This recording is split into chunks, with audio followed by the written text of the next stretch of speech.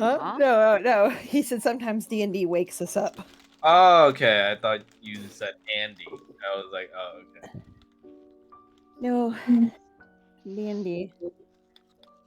This session should prove to be a fun one Oh boy. for some of us. Oh no. Anyway, I don't like hearing that. what? Yes. It's gonna be a very, very fun for some of us. Well, for some of us that you keep tagging on the end there. Hmm? It's a very, very small text.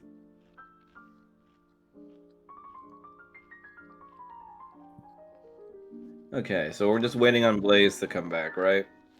Mm-hmm. You guys see the landing page, right? The map? Yes. I gotta pull it up. And we hear the music, or at least I do. This is gonna be the new start of session music for us from now on. Is Mel here? Yeah, she's here. Okay, I must say I see her connect, but I don't hear her. I think she's just being quiet. Ah, okay. Right, Mel? You okay? She did. Yeah, that or maybe she doesn't know that she's muted. I don't know.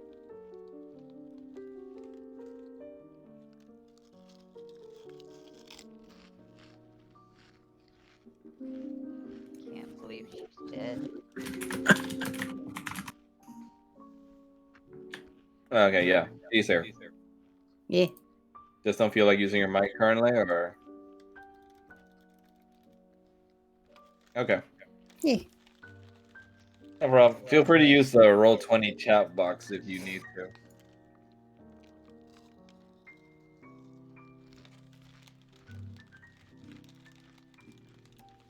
I went ahead and also put a marker for where the homestead is for you guys. Yeah, notice that. I was like, we have a house now. Yeah, right across the way.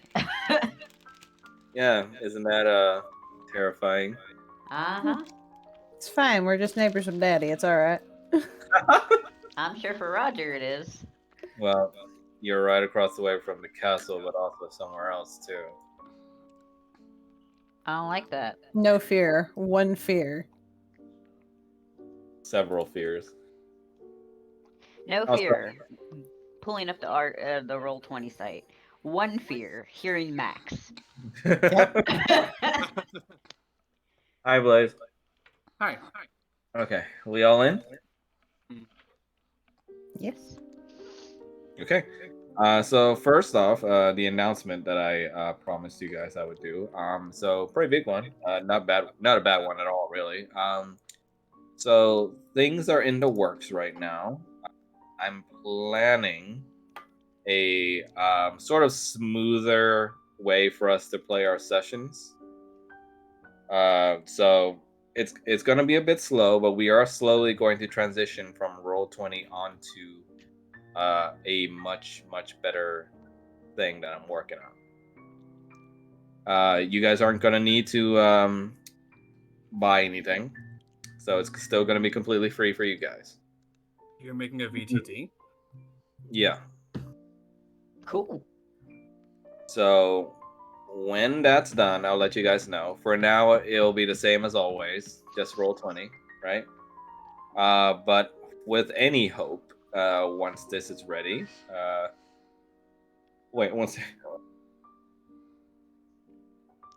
Oh my stupid nose did a thing where it's gonna sneeze, but it doesn't. Sorry.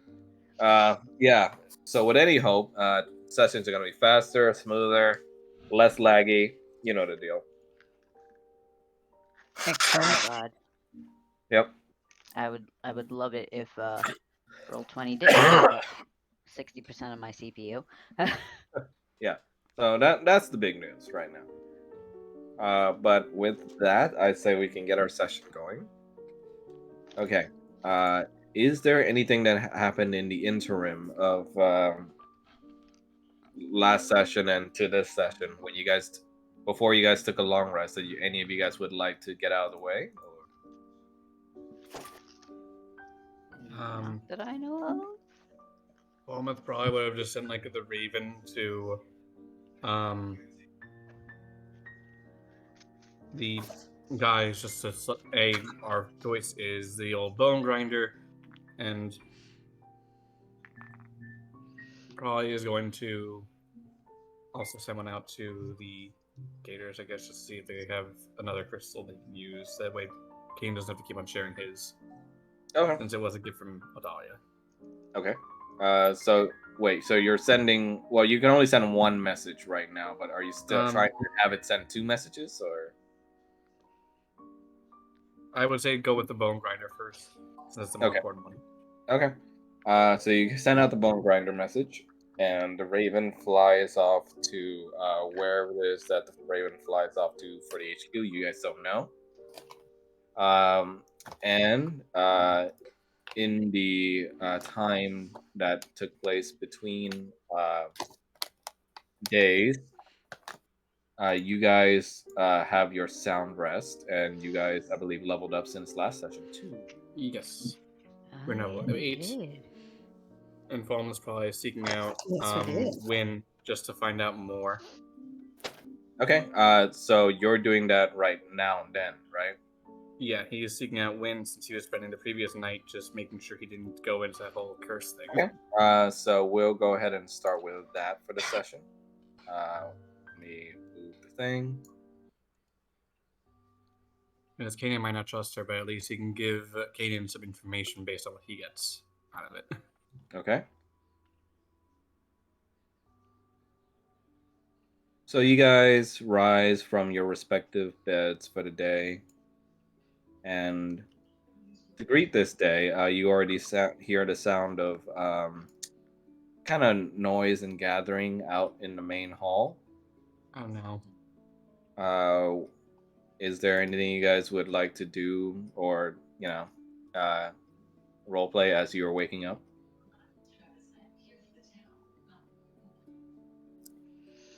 For once, Paul is already awake. Holy shit. He is Wow. doing his daily checkup, looking out the window to make sure the mannequin's still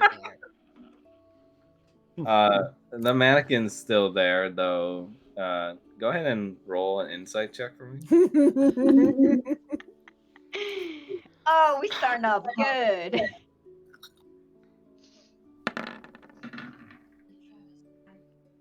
Oh, no.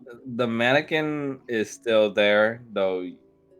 You're fighting with it in your brain, but you can swear you see the fingers out of position from last time. I don't like that. Though, to everyone else, especially for Roger, they wouldn't really notice a difference. Closing that window and locking it. Okay, which window? The one that he's looking out of. The main one up Okay. top. The one that's in the center? The one in the center is already locked. Good. He double checks all the locks. The other 2 windows, or rather 3 windows in your rooms, are not locked up. They are now. You're locking up. Okay.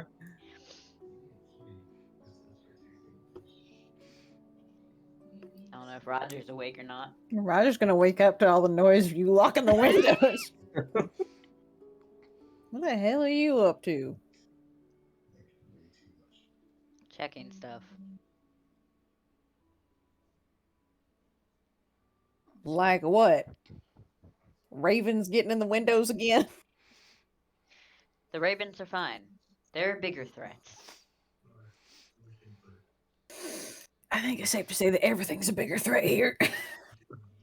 This one's like a really big threat.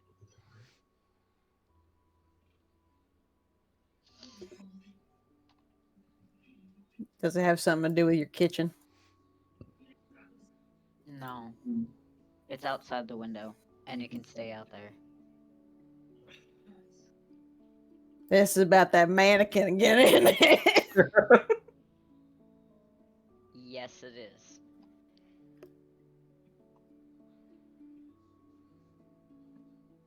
I mean, I can't even say nothing. That thing was creepy. Exactly. And I don't want it to move. I don't want it to leave that spot. I would love to have it set on fire. You know, And cast Fireball. You know, you are a wizard. There are things that are within your capacity to do, and that's one of them. Paul holds up a finger to Roger and is just like, everything is escaping fire and staying alive. I mean, you could smash it. That's an option. Paul pauses. I'll get Flawless to smash it. As you guys say that, since your door is open still, you do hear Falmouth outside walking by.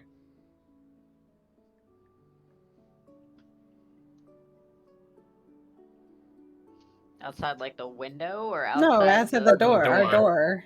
Again, remember the doors stay open or locked or closed based on what you guys do, since they're interactable. Oh, that's right, they are. That's cool. I'm sorry. I'm sorry. I just picture Falma standing there and Paul's just opening and closing this door. That's exactly what Falmouth sees right now.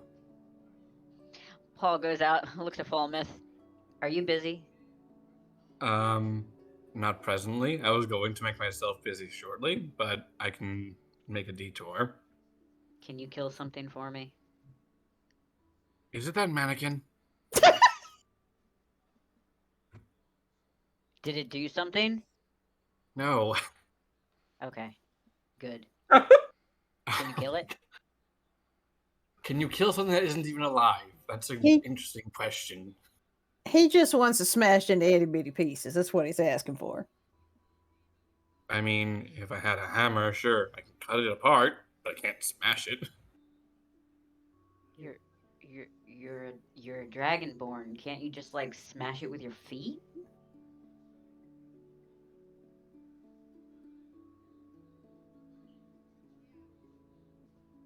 There must. Why would I want to do that when I wouldn't want to do that when I have a perfect Staring weapon. at each other.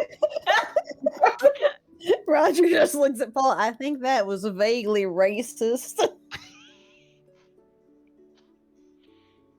How? He's a dragonborn. We have seen. He is the strongest person on this fucking group.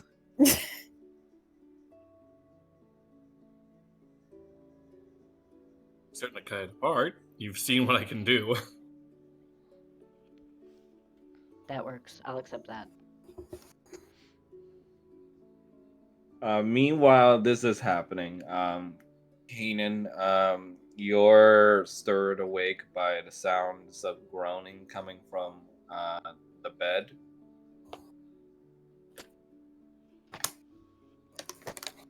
And you awaken to see that it is Kyle, except his eyes are still closed, but you can see that he's sweating a lot, and he's groaning out.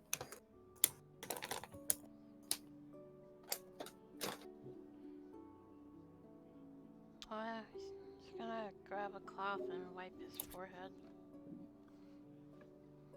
You wipe his forehead, and you feel that he is hotter to the touch now than he was from last night.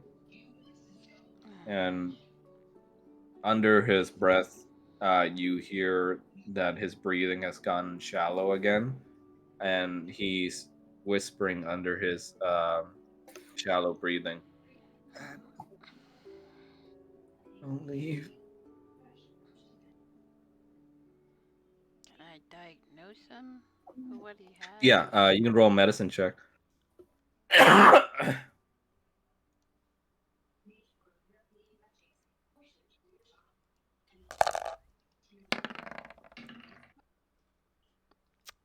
Oof. You try to diagnose him, but you're unable to find the cause of what ails him. It is rather strange to you. You haven't quite seen a spike like this before. You knew from before that he had a pneumonia, but right now you don't quite know why it's not improving.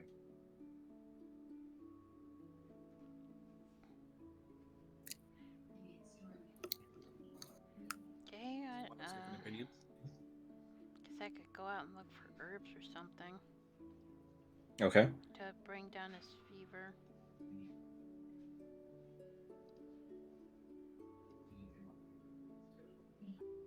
Okay.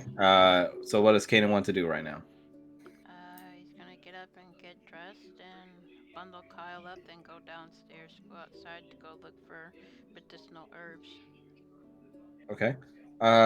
When you go outside, you run into Esmeralda, her mother, and also Falmouth and the gang as they're about to head out.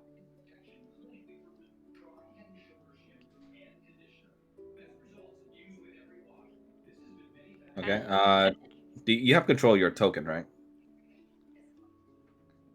um, There you go. Okay. kind of just Esmeralda gives you a small little salute and says, "Hey, morning, big guy. What's wrong?" he kind of waves and says, "Can't talk. Gotta find medicinal herbs," and then he leaves. Do you want me to check on him? Just keep him bundled up, and he's going to leave.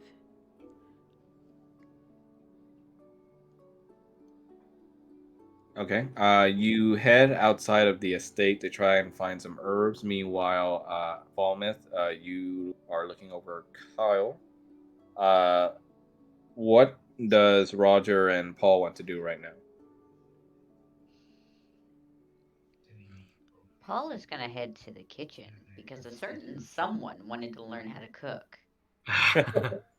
Oh Okay. God. I'm just gonna roll a medicine check as well. You can go ahead and roll perception, Paul.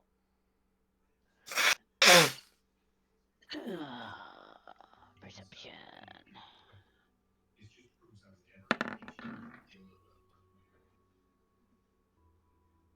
So, Paul, you're with Irina in mind. You try to scope out where she might be, and you hear a slightly feminine voice coming from south door over here.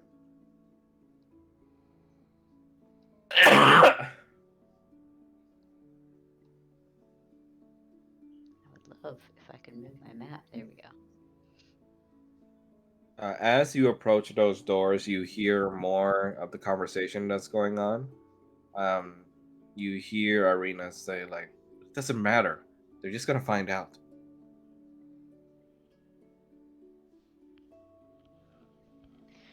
Paul leans against the door listening. Oh, the door's already open. It? Yeah, 'cause- Leans yeah, promptly yeah. falls into the door. I just falls Because into the again, doorway. the door icon states whether it's open or closed. Yeah.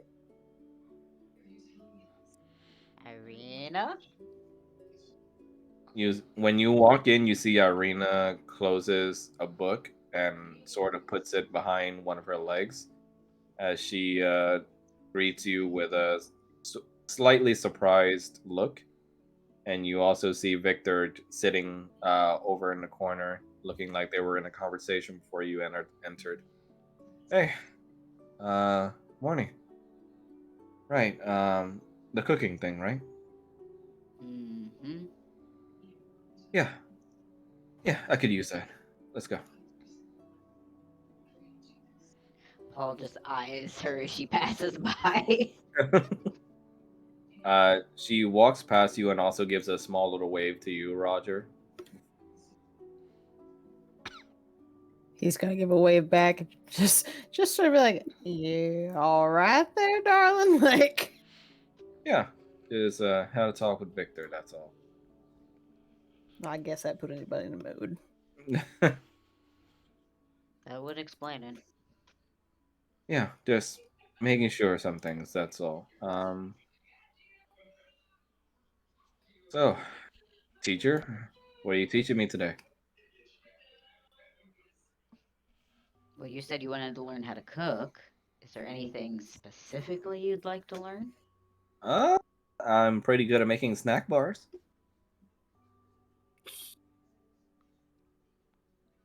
Oh, dear gods. What? Paul's just gonna gesture. All right, to the kitchen. Roger's tail is just going back and forth, and he's just like, "Oh, I can't wait to see this." as you're making your way down to the kitchen, you converse with Irina as she asks you, "What's wrong with a snack bar?" You Yeah, need something more than a snack bar. Well, I mean, it gives me everything I need. I mean, it's got like eggs and like nuts in it and like a bunch of berries. Paul stops and looks at her. What? have what? You have what? You know, eggs, nuts, berries. The usual. Okay. Well, Okay, you can show me. well, you can show me. Sure. And you head down to the kitchen with her.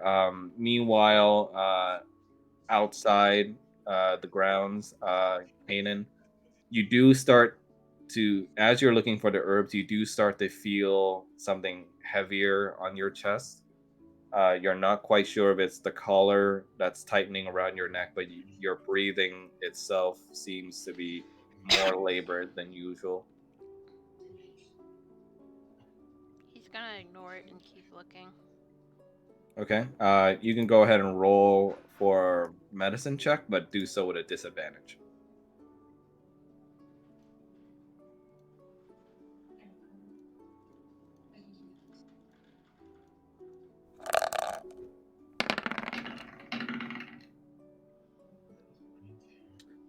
You power through your current uh, feeling of awfulness, and you manage to find some medicinal herbs in the nearby grounds. They're not quite the best, but they're good for what you are experienced in, which is just basic, just soothing ails, and also bandaging for the child's head so that it cools him down for now. Okay, is there any like beehives nearby? You can do a survival check. Anything from Falm's medicine check? Yeah, just give me a sec. Oh, I'm getting to there. Oof. You try to find nearby beehives, but you're unable to be successful in that.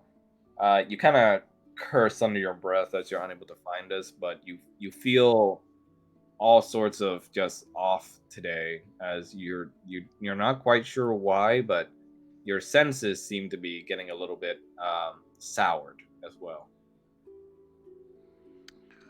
And sorry, go ahead. Go ahead. Okay. So Falmouth, your medicine check, you do uh feel against his head with the back of your palm, and you do feel the same, which is what Kane felt, but you do uh notice that the child is kind of experiencing more extreme symptoms as of late. Not really akin to just pneumonia at this point. But you do see that while Kanan's away, Kyle has more of a trickle of blood just flow down from his nose.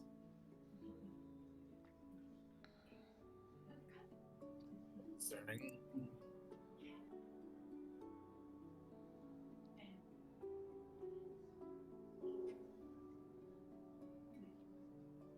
I'm just gonna try and look for something to staunch the bleeding.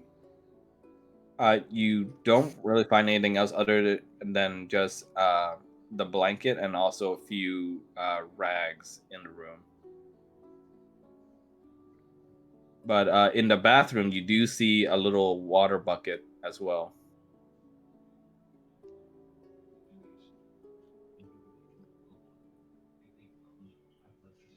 Okay.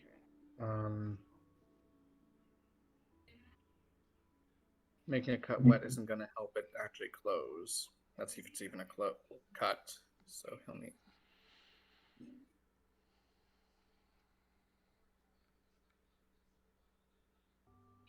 He's gonna try and get some cold water. If anything, just to try and see if it'll help close it up. And a cloth. Okay. You do so, and you're able to produce enough comfort for Kyle that he seems to slow down his heavy breathing a little bit and seems to calm down from his current state.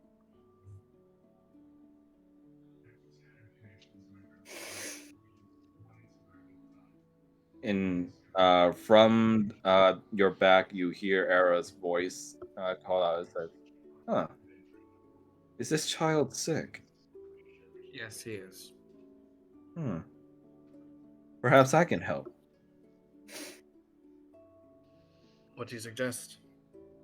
Well, if he is hot to the touch, then perhaps he appears from your sword and you see him again in all his shining, brilliant glory as he gives you a little smile as he puts his hand gently over Kyle's head.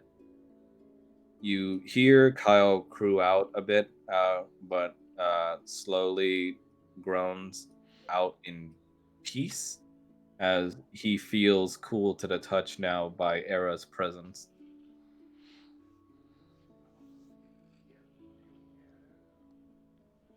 This is Uh, more com- this is more complex than pneumonia. well, unfortunately, in all my vast power, this is all I can do for the child. Was never really good at the medicine business myself, but if it is to help save a life, I will do as much as I can. Much appreciated. I'm sure Kanan would also appreciate that if if I'd wanted to own. He nods. Though, you'll probably have to leave me here if you want me to stay by the child's proximity.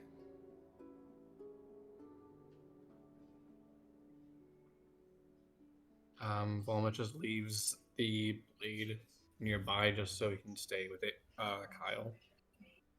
He still has his other weapons anyway to use. And remember, I'm just a call away. He sort of just gives you a little wink.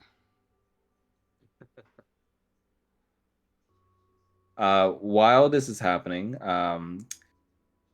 Kanan, you suddenly feel a sort of kick against your legs as you fall to your knee a little bit, and you start to feel splotches of just pain flare ups now over your body.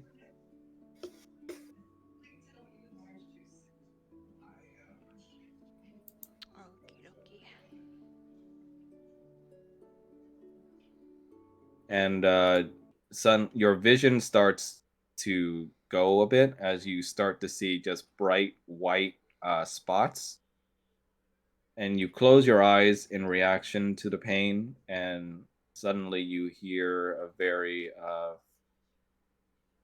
disturbing and familiar voice to you.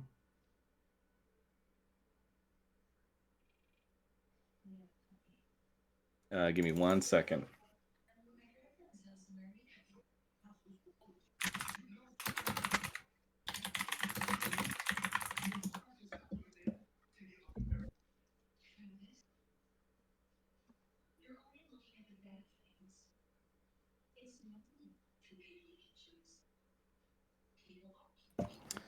Okay, sorry about that.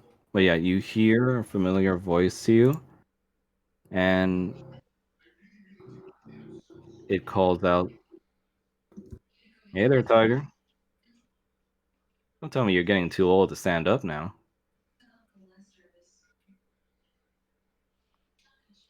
And you look behind you and you see her. You see Sona.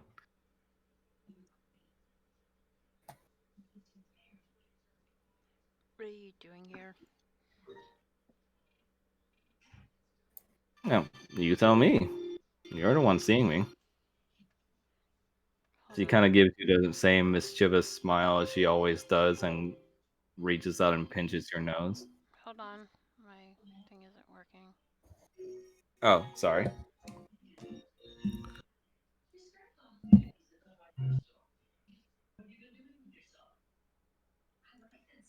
Okay, well, fuck my jukebox, I guess. No, it's not You're coming able from to- the jukebox. It's coming from my end for this Oh. one. Well, I can't hear. I can't really hear it. So Okay, give me a sec.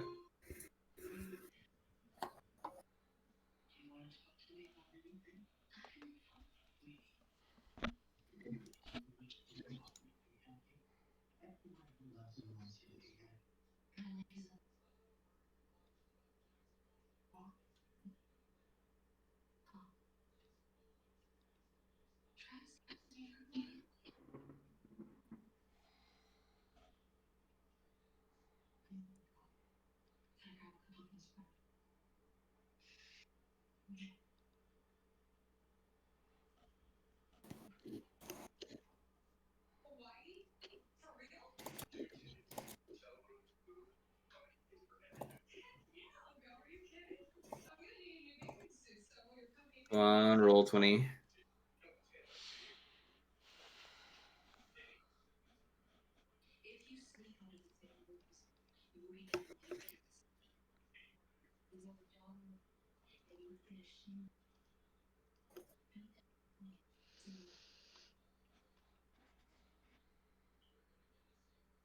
Sorry about this, guys. Just some audio issues on my end. Just give me a sec. That's okay.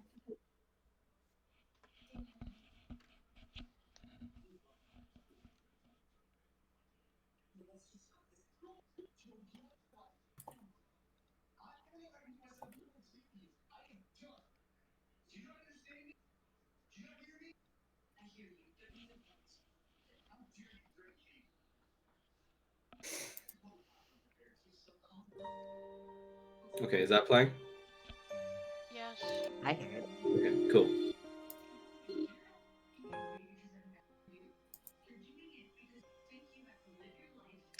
But yeah, she reaches out and pinches you a little bit on the nose.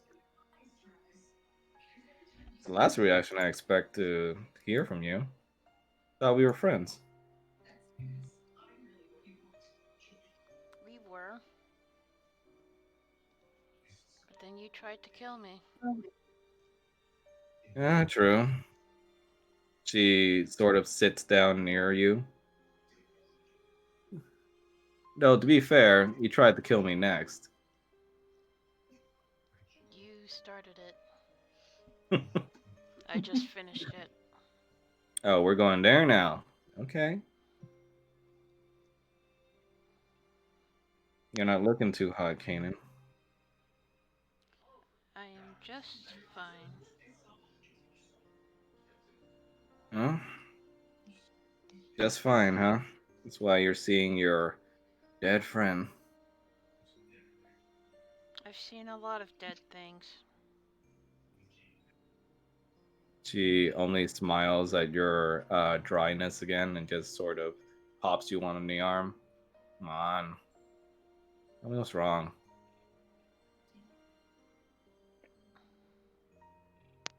I do not know.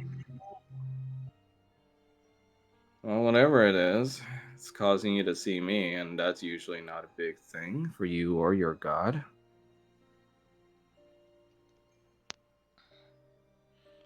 Well, someone has called my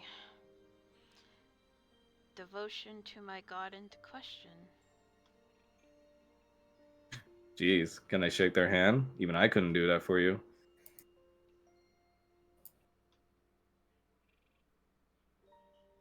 She eases up a bit and seems to sit back, relaxed next to you. Hmm. Well,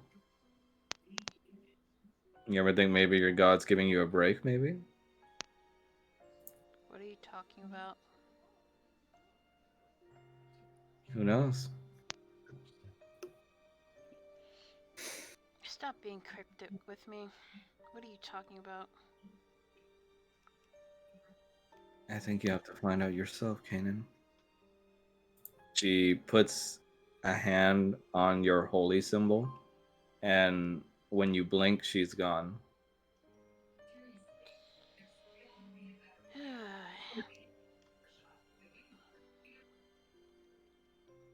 He's gonna pick up his herbs and walk back to the manor.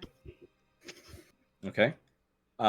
In the meantime, we're cutting to Kyle, sorry, not Kyle, Roger, Irina, and Paul.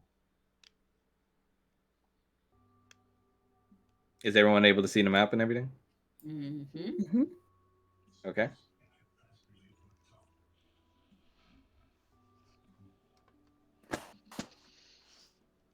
You see Irina just sort of claps her hand together and just goes, okay.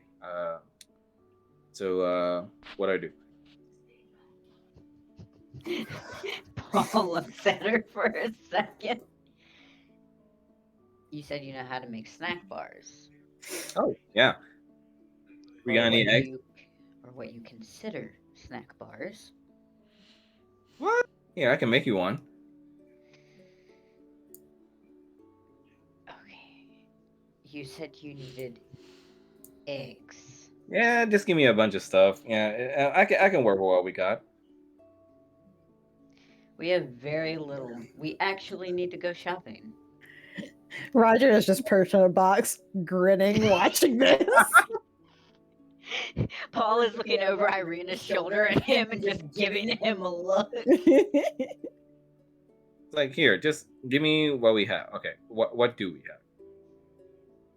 And Paul, you look over and you would see that right now you do indeed have eggs in the kitchen, along with grains and also a lot of vegetables. Any fruits? There are fruits, yes, but mainly apples and grapes. Okay. Paul gestures over to the stock that they have. Ooh, cool. Irina just goes over and just starts grabbing shit.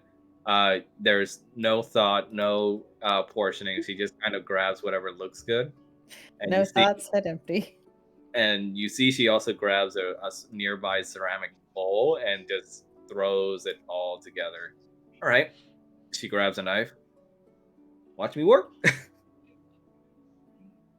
And you just then see her start just jabbing at the inside the bowl with the knife and starts mashing everything together. And it's almost carnage in your eyes as she does this. You almost hear just almost like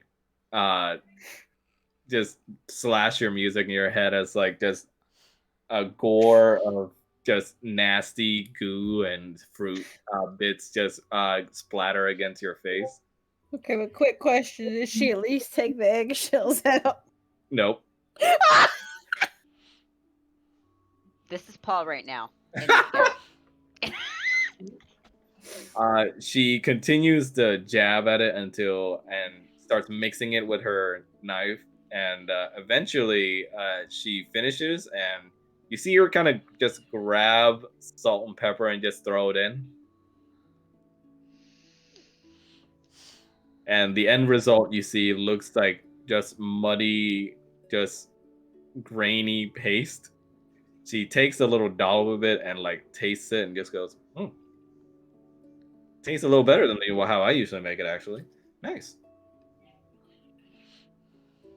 Want some? She points it towards your direction. No. You even It's gonna real cook good. that?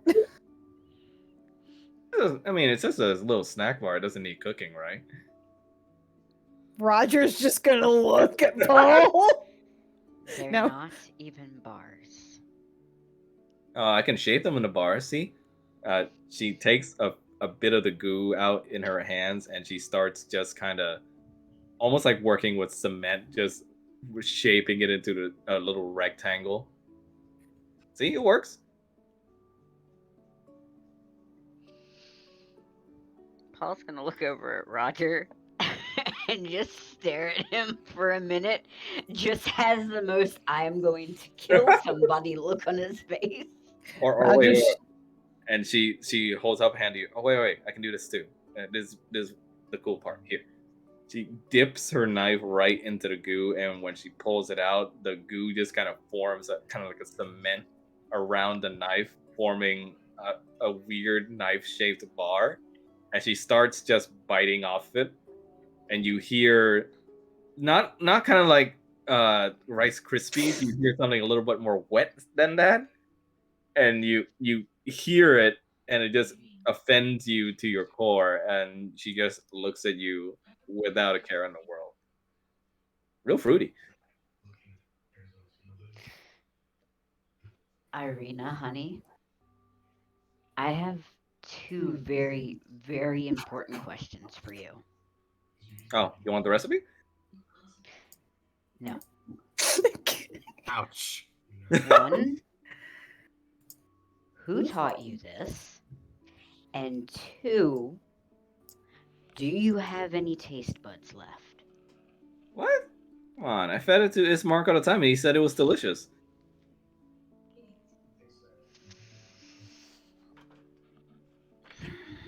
We used to just sneak into the kitchen all the time, just grab whatever they have, and just make or whatever we can do, get our hands on. Whew, boy, you got your work cut out for you. I really wish I was home right now. Okay. As you speak, you can see she's taking more and more just nibbles off of the knife bar. You know, raw eggs ain't good for you, Irina. I mean, I'm still alive, right? Oh boy. I don't know if your organs are.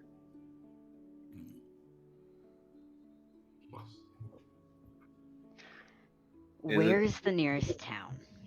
She looks at you, just kind of a little hurt. She said, "Is it not good?"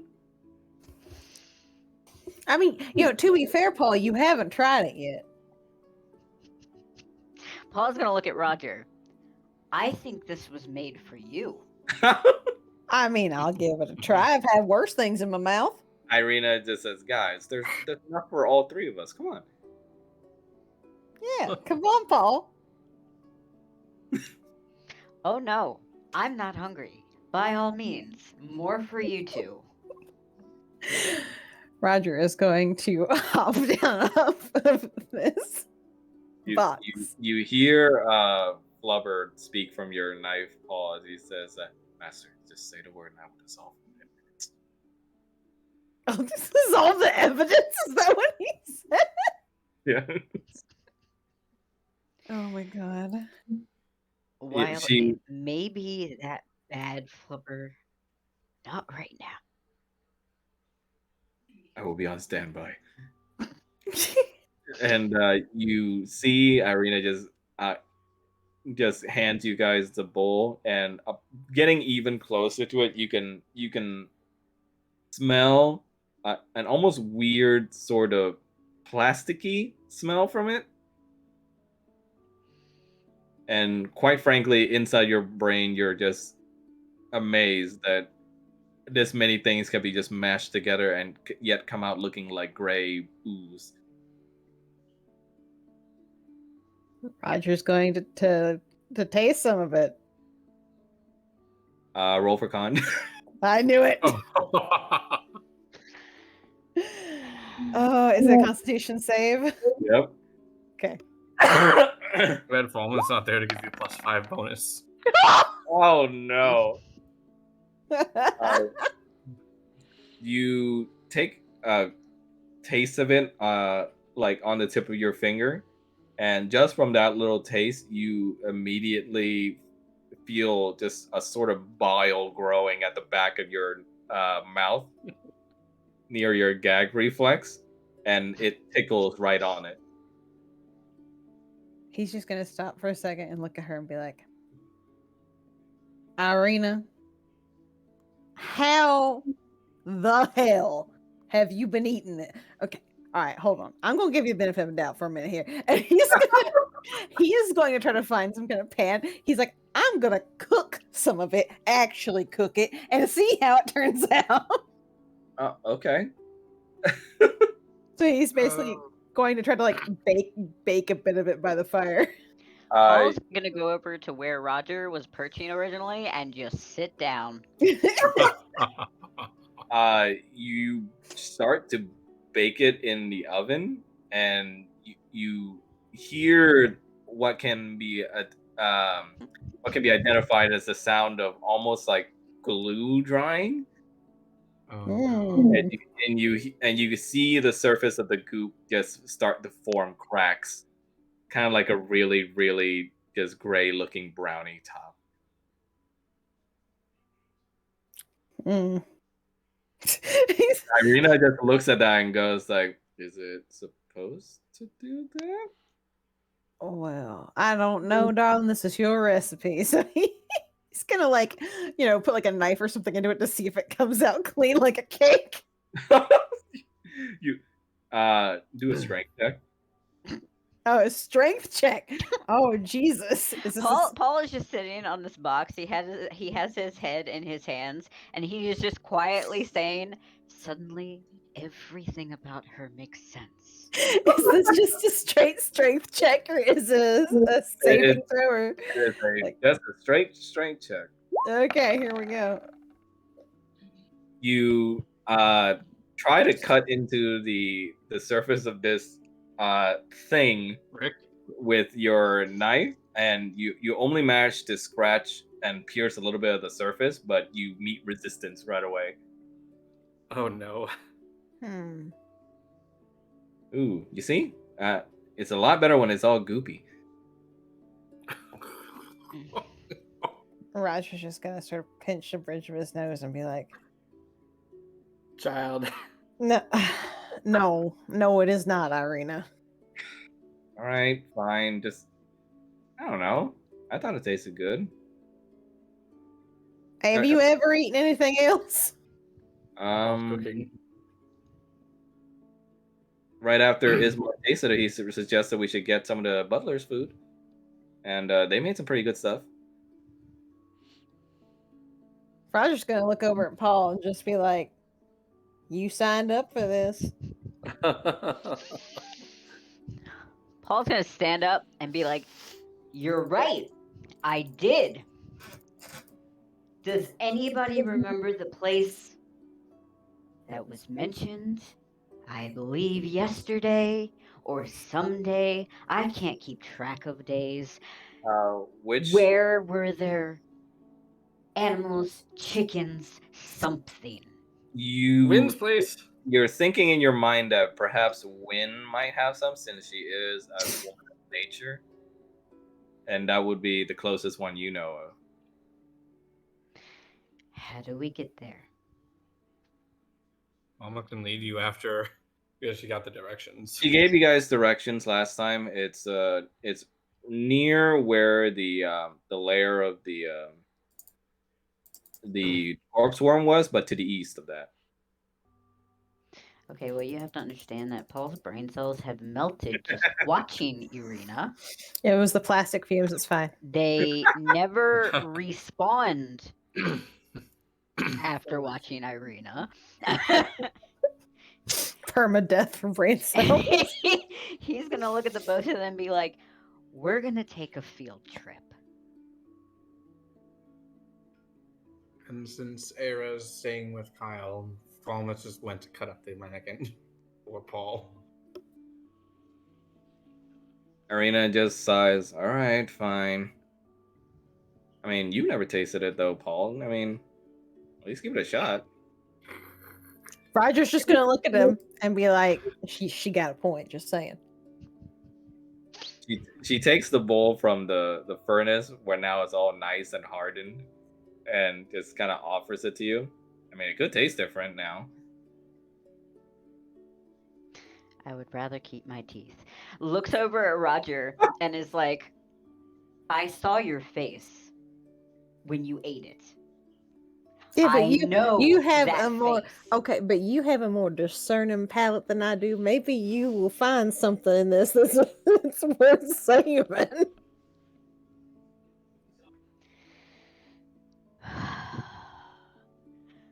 Fine. Irina just We'll looks try at you it. with a kind of smile, just kind of expectant eyes. You want me to cut out a piece for you? Sure. She tries to cut it, but again meets with resistance, and she begins to put it on the nearby table, and she just starts hacking away at it with her knife, kind of like a really overdone brownie. And eventually, she manages to carve out a really misshapen, like almost like rhomboid shaped piece, and offers it to you. Here. Paul is just looking at the poor knife. I got plenty. It's okay. Paul takes the piece and very tentatively takes a bite. Roll for con check.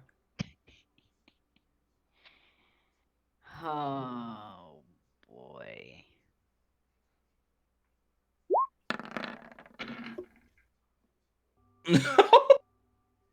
Damn. You take a bite of it, and it's hard. It is just it's so brick like that when you bit into it, you have to work hard for it, but you manage to break through finally.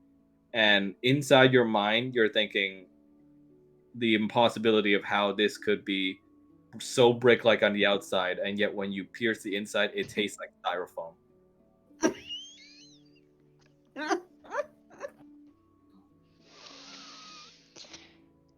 And then meanwhile, Irina kind of nods along with your chewing, and she looks at you as like, "So, how is it?" Paul's not. Paul is going to look directly at Irina, not take his eyes off of her, holds out the piece. Flubber, would you like a taste? Dear. Flubber just looks at you and just goes like, "But master, I have no sense of taste." Try anyway. Okay. Yeah, you sort of just drop it on top of him and just watch the piece just sort of floating around inside his body. And you see bubbles rise as it looks like he's trying hard to dissolve it, but you hear Flubber just go, oh no. Oh no. What? Yeah, Irina says, and Flubber just goes, Master, could you remove this from my presence? I fear I might not be able to do this in a timely manner. Oh no. Paul just nods and retrieves the piece. Thank you so much. Irina just kind of sort of tosses the bowl to the side. Like, all right, fine, let's go.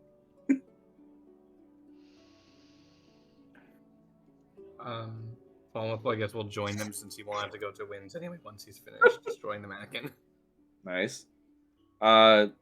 So with that, Kanan, you head back in from your current experience, and you hear from Falmouth and the others of their plan to go over to Wynn's place. How do you respond? I'm not going. That's fine. Do you want me to report anything that she does? Do what you wish. He's just gonna Again. take the medicinal herbs into the kitchen and put them in a mortar and pestle to break them down. Would you Era like is to try currently- some of Irina's snack bars? No. Era is currently with Kyle, just keeping him cool at this time. You see Irina just sort of looks at you inquisitively, Kanan, and she sees you just using a mortar and pestle and just asks, "Is everything okay?" Everything is just fine. What? She looks at Paul and Roger. Right. I learning her lesson from last time, and she just says, "Well, you know where to find me if you want to talk, right?" Uh-huh.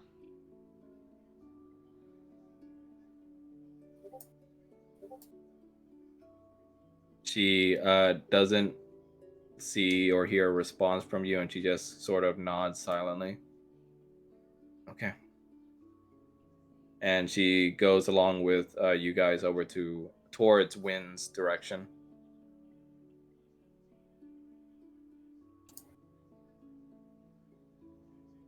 Give me a sec.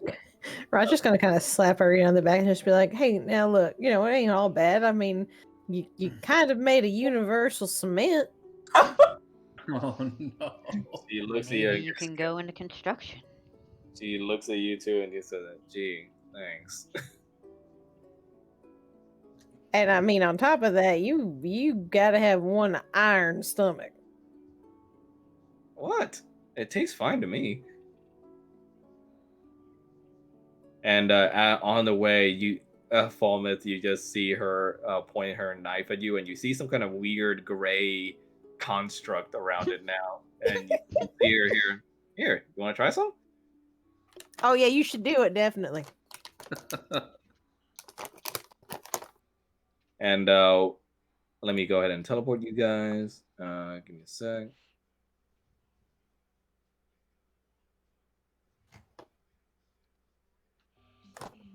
I think it'd be better if I have an empty stomach with what Win is going to try and attempt as far as cleansing my connection with Bahamut. So I'm afraid I must decline. You sure? Maybe it'll break the curse. I'm more worried about my teeth.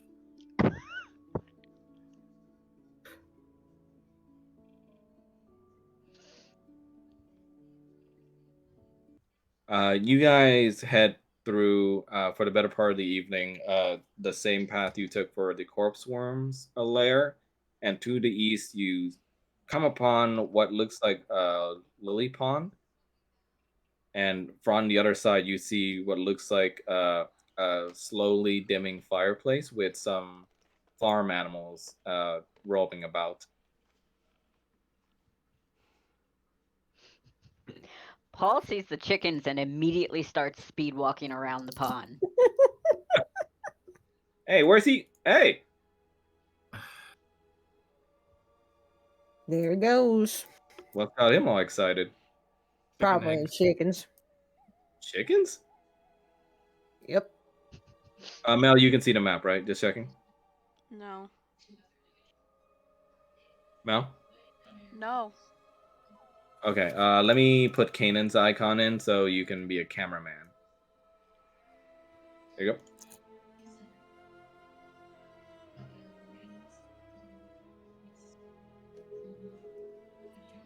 Irina follows along and sees the goat that's nearby, and she goes over and pets it.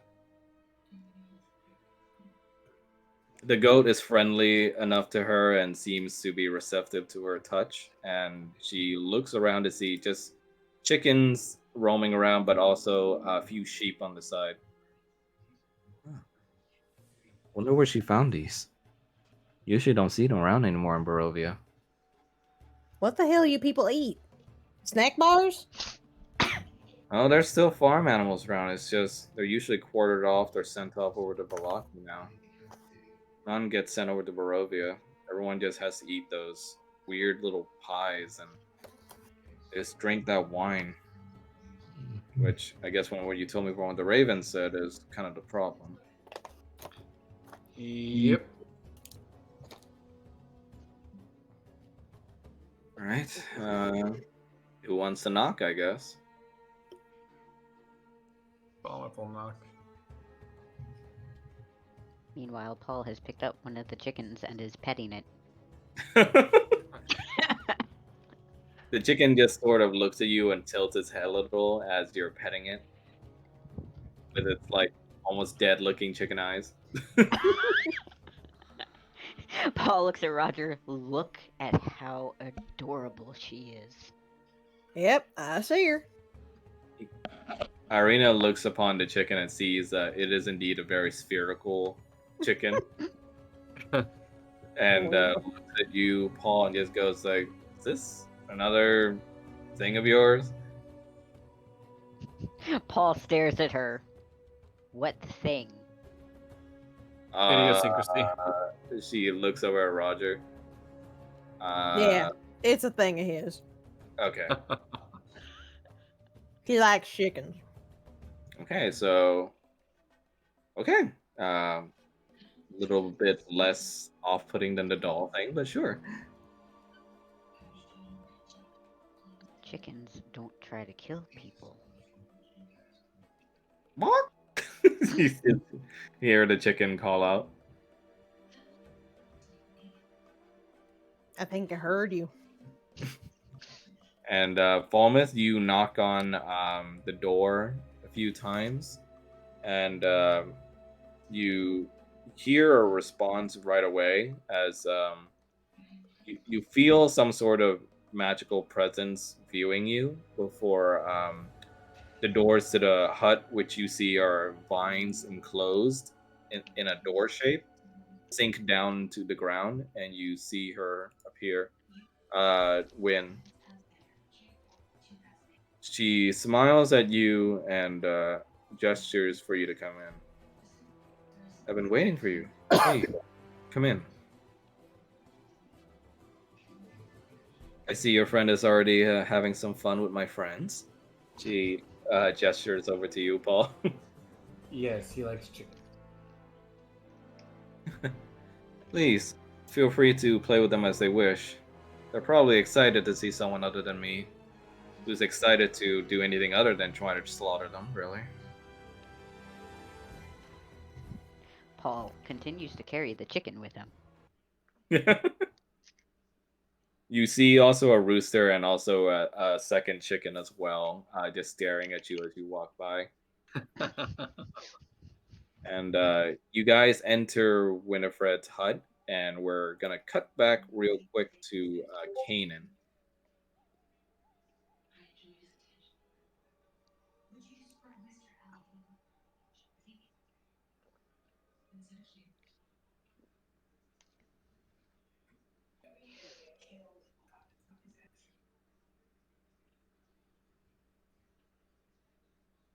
Okay, Canaan, there you are.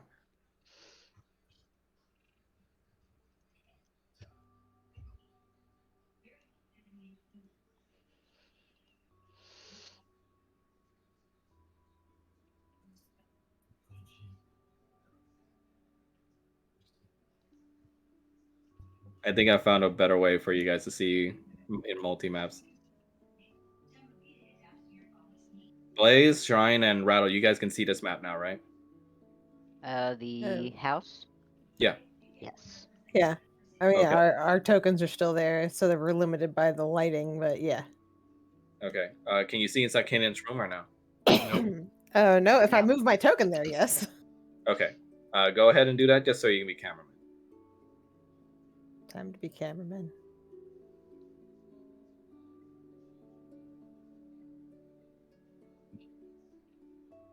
Sorry, Falmouth. I'll move your token here. There you go. Kanan, you're inside of your room now with Kyle. You have. What are you saying? And Era. Yeah. Along with Era, as you see, being there as a constant coolant for Kyle, you use your herbs to help with his healing. And Era just starts speaking to you to fill up the empty, quiet air. Are you a man of medicine, cleric? I'm somewhat of a doctor, yes. He nods. That's useful. Never had quite the brains or the tact for it myself, to be honest. Shocking. You remind me of one of my friends. I think you'd like her. Has a sharp tongue like yours. So, any ideas what is ailing the child? I do not know yet. Here's my other question then. Any idea what ails you? He doesn't respond and just continues to feed Kyle with medicinal soup made from the herbs. Kyle seems to sip some of it, but he starts coughing more of it onto the sheets. He helps him sit upright and rub his back.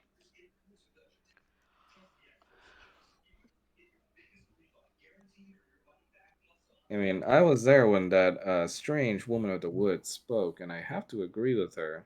I thought it was nothing at first, but there is something strange going on within you. Even I can sense that, limited as my form may be. There's nothing wrong with me. As you wish. Kyle just sort of reaches out and starts suddenly thrashing about as he suddenly rolls himself off of the bed.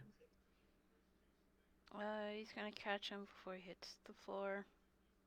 You catch Kyle in your arms, and he begins to just feverishly start uh, just talking, but you don't particularly see him giving you eye contact, as it seems like he's focused on something. He rolls out the bed and starts heading towards the door, just walking towards it. And he's gonna follow him.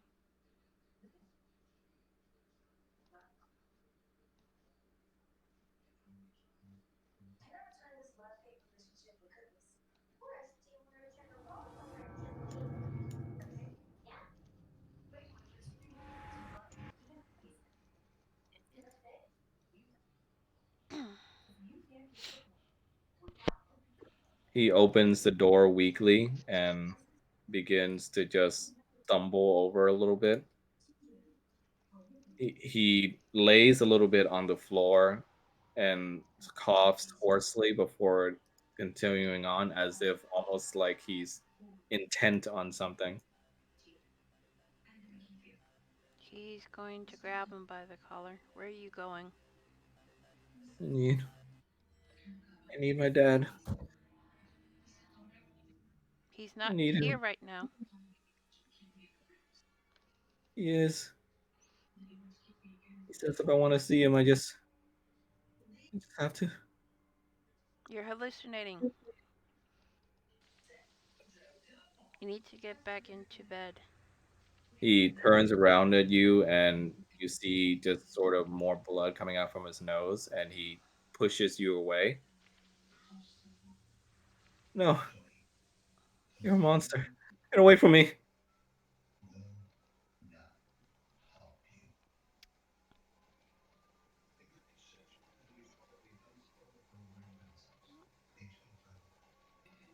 He's going to try and hold him back again. Go ahead and roll for Dex check.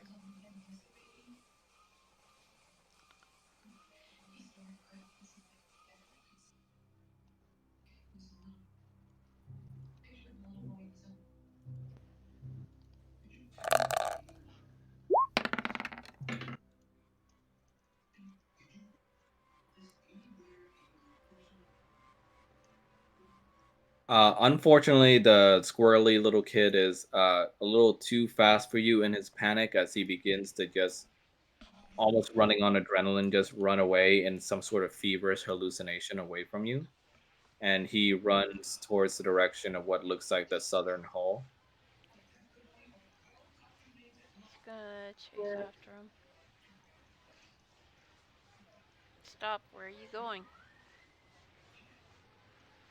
You see, he enters to the study room, and you see a noise of a struggle break about as you see Kyle starts just tugging and pulling at Victor's clothing. And he says, like, "Hey, the hell's up? What'd you do to this kid, huh?" He's hallucinating. Don't hurt him. He, Victor tries his best to keep his hands off as he's just kind of knocked against the wall as Kyle starts rummaging through more and more of his pockets. There's gotta be more. Where is it? Come on, please. I want to see him. He's gonna grab him and pull him up.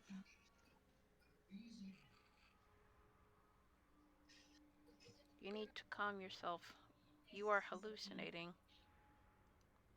The hell's up with him? don't know.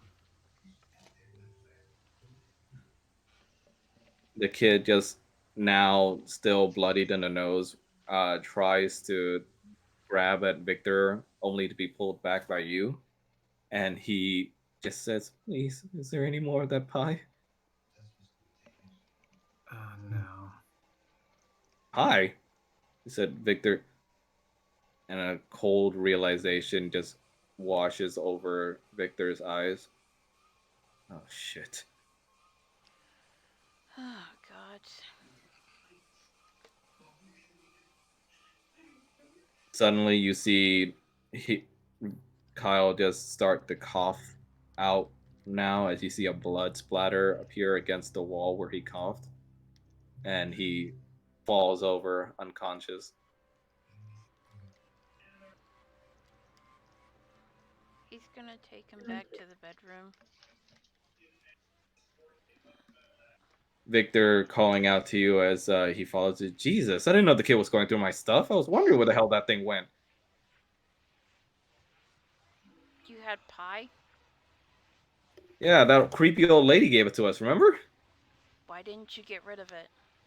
I didn't know what the hell was going on with it at the time, and I was trying to, and then I found out it was gone. He's gonna put Kyle back into bed. You see Era still there as he tries to use his powers to help cool him down again. But this time you see Era's hand feel repulsed by the kid as he says, "Oh no. I don't feel the life being very strong in this child. He needs help and he needs it now." Guess I'll try cast cure wounds. You hold out your hands and attempt to call on the magic from your god.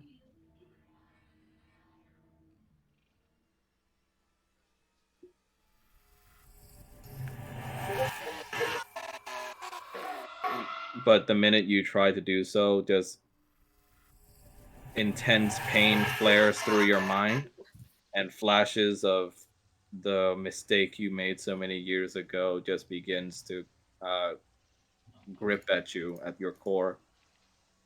And red and black lightning sparks come out of your hand instead of holy light as the pain knocks you to your knees.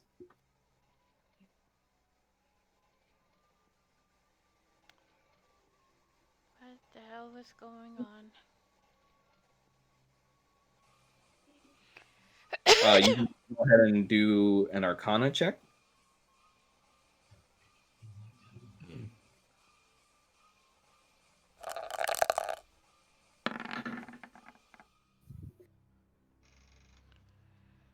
You try to summon up the strength within yourself in order to find out what's wrong, but when you try to tap into your own magical powers, it fails you. And again, you only feel dark, corruptive, just almost like a miasma going through your body. You try to reach for your holy symbol, but it feels cold to the touch.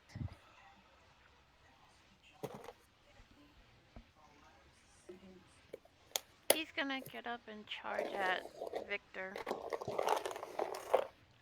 shit. And he's gonna pin him against the wall. Hey! And he's gonna take out his mace. Why didn't you get rid of that pie? Like I said, I was trying to after the birds told us something was up with it, and then the fucking thing was gone. The kid's probably been nibbling on it ever since. I don't know who when.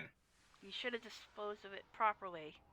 Yeah, hindsight's 2020, isn't it? Now you should probably focus on helping the kid other than just fucking wailing on me. He grabs him by the neck and squeezes on it. He knocks your arm away and just goes like, "Look, if you want to start a fight, let's fucking go. But I think the kid's more important right now, isn't it?" He looks back at the door, then back at him. This isn't finished. You feel more of the corruptive, more uh, darker sides of yourself come out as you just spit more verbal venom over in Victor's direction. The collar feels tighter and tighter around your neck now as you become at a loss on how to help this child who is now bloodied and getting worse on your bed.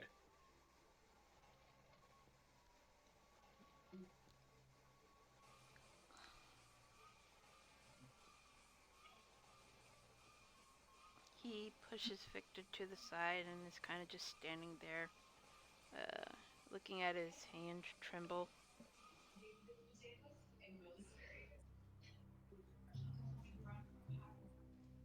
I What's mean, going on with me?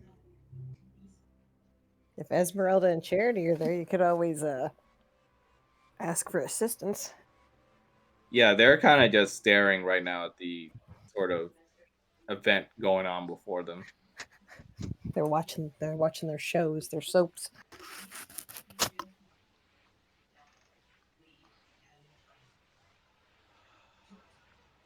I don't know what to do. And he kind of just crouches down and kind of puts his hand uh, on his face to cover his eyes as if he's gonna cry. You see when you cover your eyes in the darkness, you see her again, Sona.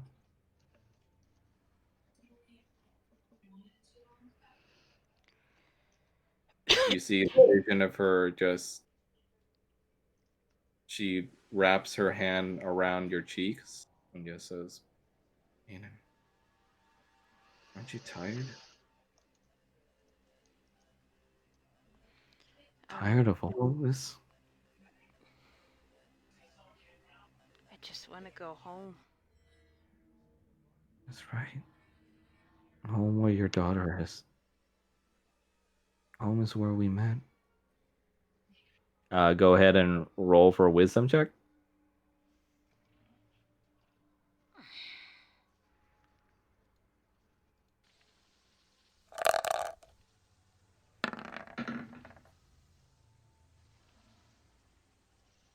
You start to feel more at ease with Sona's words, but flashes of Kyle's pain noises break through in your mind. As quiet as they are, it helps you stabilize yourself a tad as Sona continues. Says, your God isn't helping you. He abandons you in your moment of need. This child will die.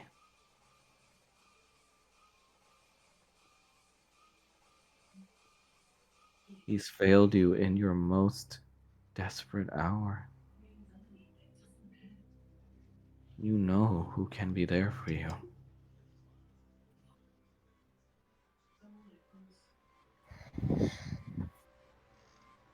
He's gonna slap her hands away after hearing Kyle's noises. You slap her hands away, and your eyes open back to reality. And as lost as you are, you remember one last solution that you can seek, and it's the same place that your friends have gone to. The only thing you know of now to do.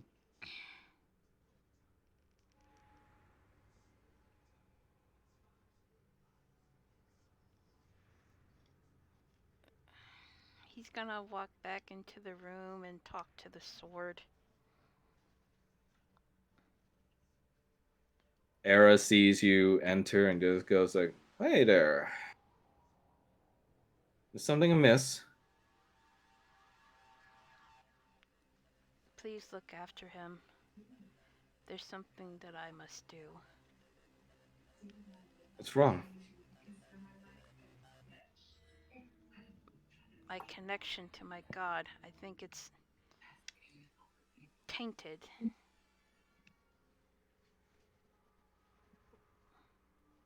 Right.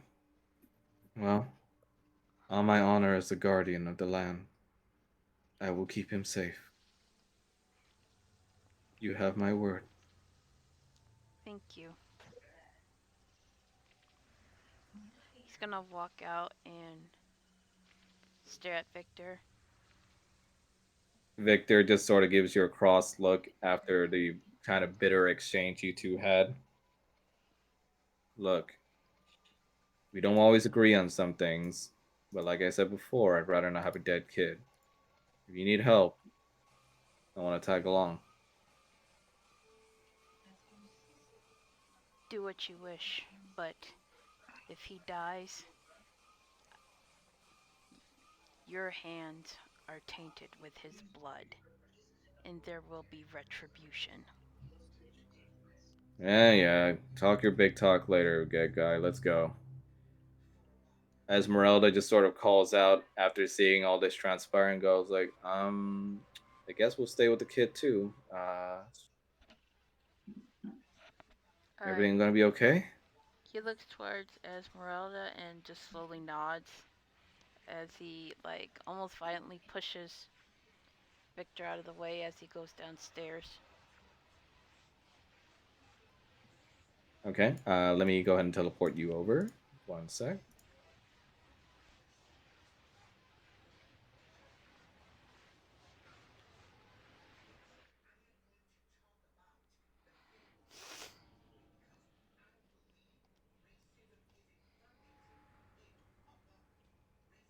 The day passes by, more into nighttime, and eventually, throughout the day, we cut back to inside of Wynn's hut. Uh, Falmouth, Wynn has been discussing with you on the finer details of what she meant. She touches over your arms and your head with her hands, and though her eyes are still blind, she begins to mutter to herself something as she says, "You do not use your magic much, do you?"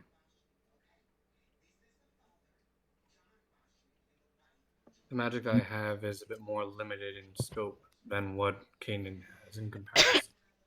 Mine primarily is used for augmenting my own abilities or for assisting with striking down on the enemies. In this moment, it is a good thing. This corruption, it takes root the more and more deeply rooted your magic is to your system. And the magic is also rooted to the land. The lands tell me that there is deep, deep darkness trying to take hold of your magic. But I believe we can. Suddenly, the door crashes open, and Kanan, you come through, having followed the directions with Victor.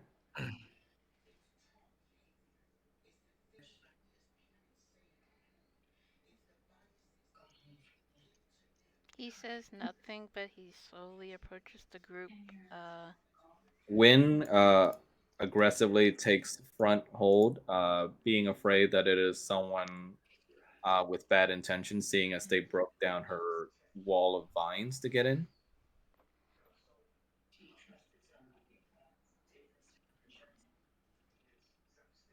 When she approaches closer, though, she lowers her sword and senses your direction as she says, "It's you, but something is off." Uh, at this point, the sclera in Kanan's eyes have turned pitch black. You guys in the back would be able to see this from far away.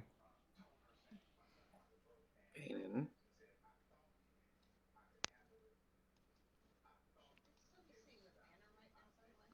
He doesn't say a word and he just moves closer. Can't hear you.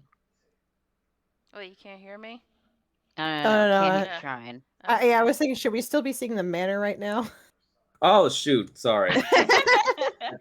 I was wondering why you guys weren't seeing anything. Okay, so this separate view thing is I see. Okay.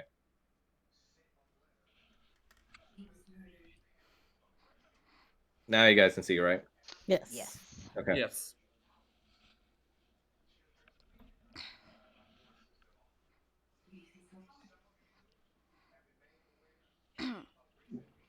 You guys see your companion stand before you in the pitch dark of night with the rain pouring outside. And you see Victor standing in the back just trying to signal to you guys that something's wrong. He's gonna take a step closer. Uh, with like, uh, extremely like low rumbling in his throat. Give me one sec.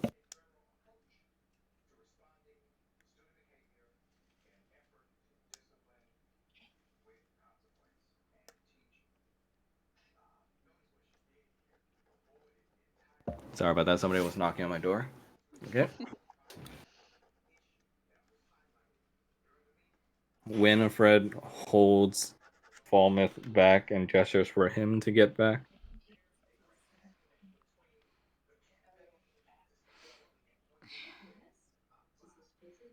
Um,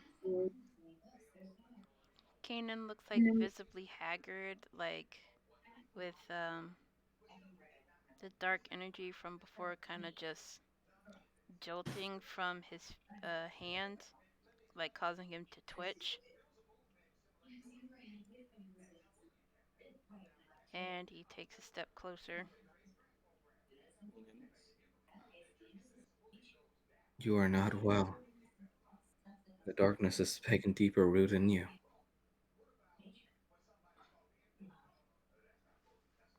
Um, the only words he can utter out is "Help me, help me,"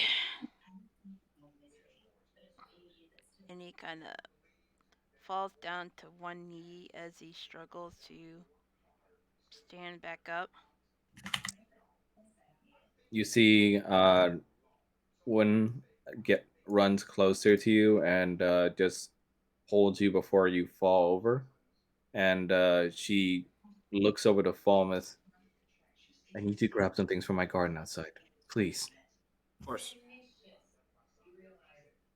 There should be a little patch of wolfsbane. I need you to get that. You too. As she points over to Paul and Roger.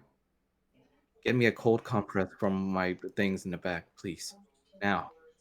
Now! Time Will is of do. the essence.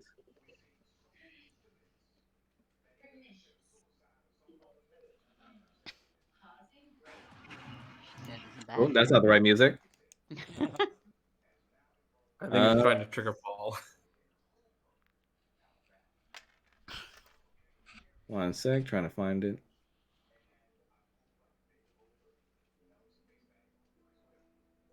She hauls your body, Kanan, over to the couch where she lays you against it to rest. And as the fires are crashing, they she would not be able to see it, but Roger, you getting closer, you'll be able to see the black sclera of his eyes beginning to churn and move, kind of like a black sort of goop that's infecting his system. Oh, that don't look all right. He's going to pass with cold compress. She uses a cold compress to help hold Kanan down and stabilize him. Meanwhile, she takes a cold cloth from Paul and begins to just wipe down more of his body. He is deathly cold to the touch, even with this.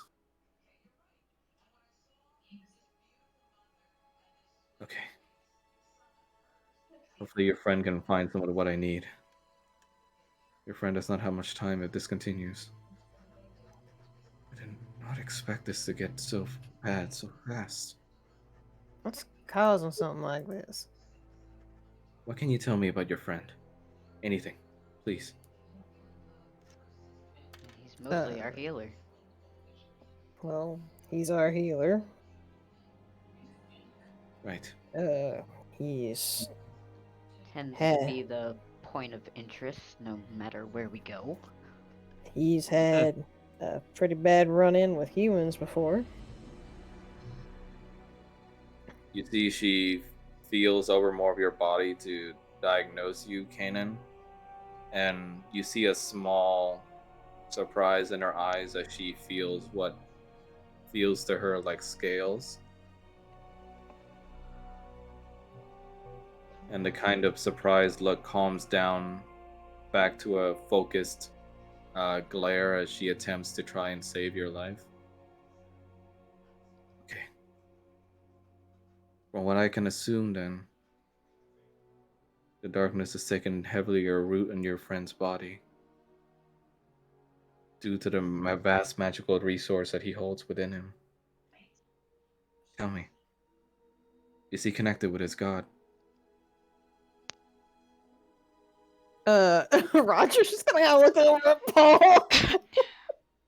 I'd say so.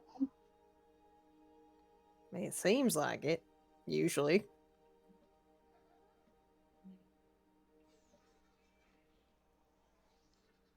Kanan's Okay. going to like say, Bahamut, please don't abandon me. Don't abandon your cleric. And he She kind of randomly lashes out, like kind of sitting up, like screaming, with like drool and almost like a gout of fire, like spewing from his mouth before he kind of lies back down, twitching. you see Wynn sort of instinctively flinch and a look of fear in her eyes as the fire comes out. But she controls herself and starts to hold you down and looks to Roger and Paul. Help me, please. Hold down the left side of his body.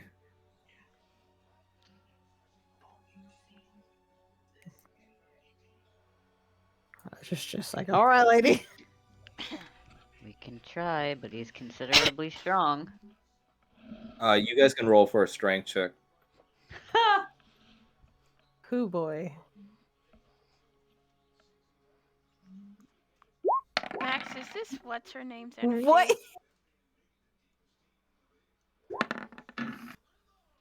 Say it again, Mel. Is this what's her name's energy? Right now, you do not know, Okay. but it is a part of it. Okay. So I roll strength or No. Yeah. Since you're lashing out, sure. okay.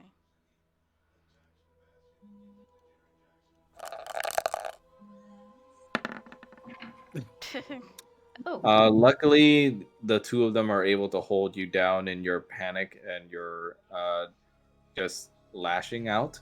Falmouth, you finally return with the plants, and you give them to Winifred as she hurriedly grabs a clay wooden pot nearby and starts just grinding it together with a pestle. And as she does so, you see sort of just various colors of energy just coming off as smoke near what she is grinding. Please, prop him up.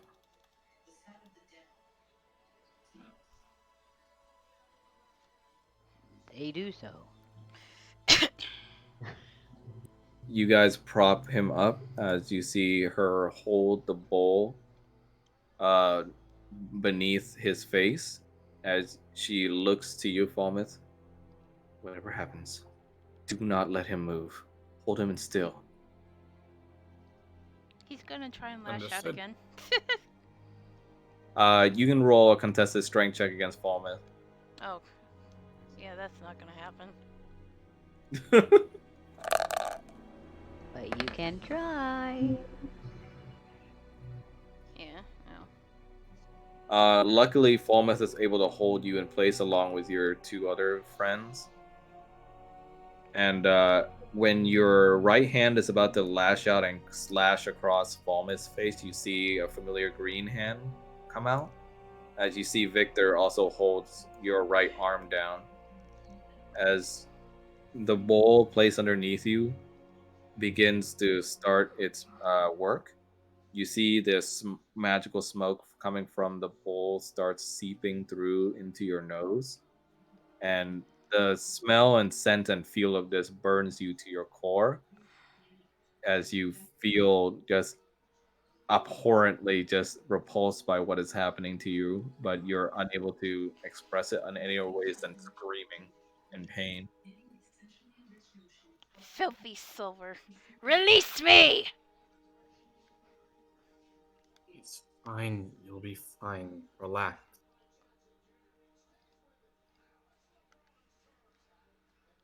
He's gonna continue to struggle.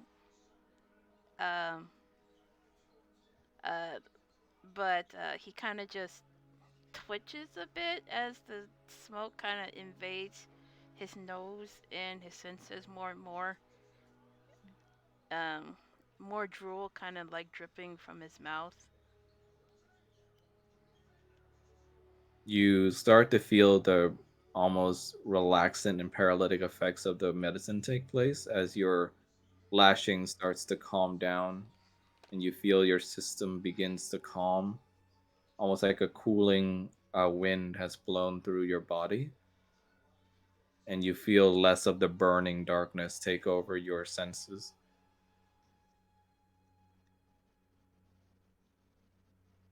You guys holding Kanan down would start to feel less resistance as he finally calms down. Winifred gives you guys a nod of approval before you guys just let go.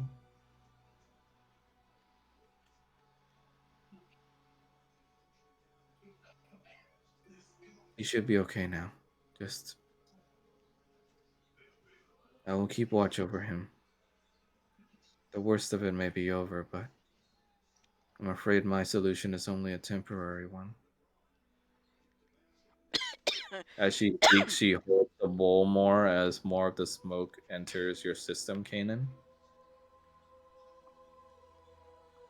Now, you were saying earlier before we end up having King join us.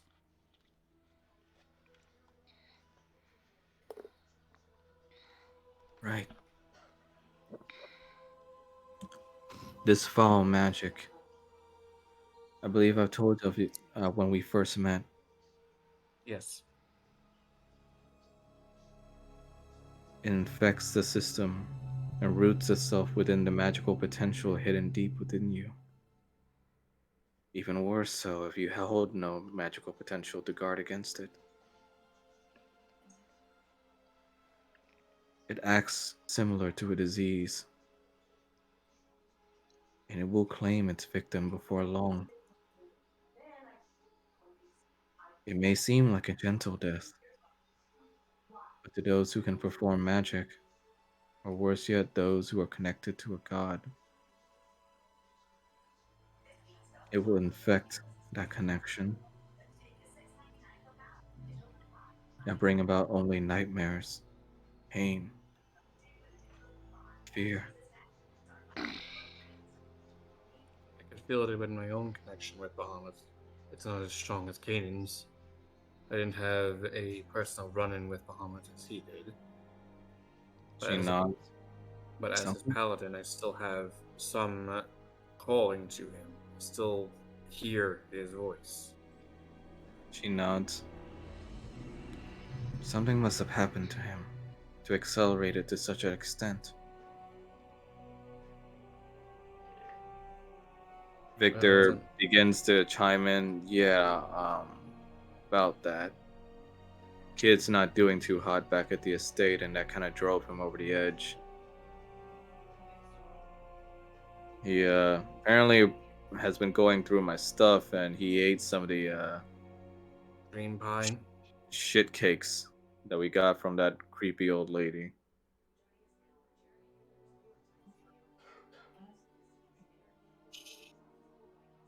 Well, today just keeps getting better and better, doesn't it? You just kept them in your bag? Well, sue me. I was trying to throw it out, but then apparently the kid took it before I could do that. You've had them longer than we've had the kid. Why didn't you throw them out before? I don't know. Could be emergency rations. I didn't know that shit was drugged. You got it from a creepy old lady who was trying to take somebody's kid. You take what you can get over here. I think you and I both know that. You could have just asked me for rations. I literally have several portions of them. As you guys are speaking, you see Kanan just start to stir. As Kanan, you're slowly coming back to your senses. He's just gonna stare at the ceiling. Welcome back. You see, hear Wynn speak. Where am I? You're in her hut.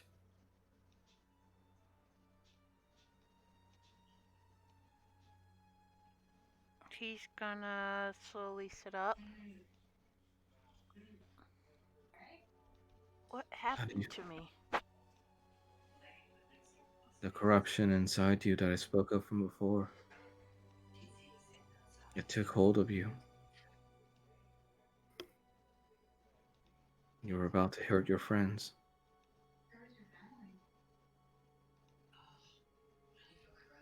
He's going to look at his hands and kind of stare at them and then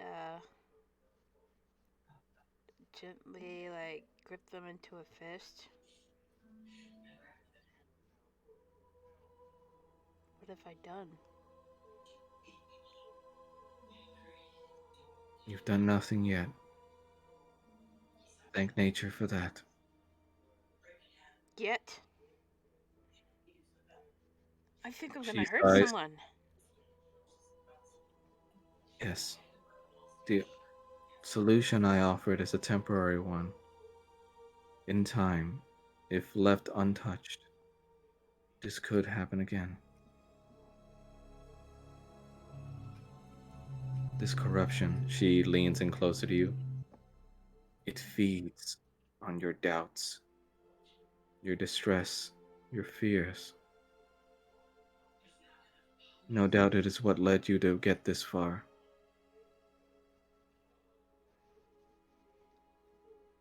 Tell me, what happened? Knowing might help.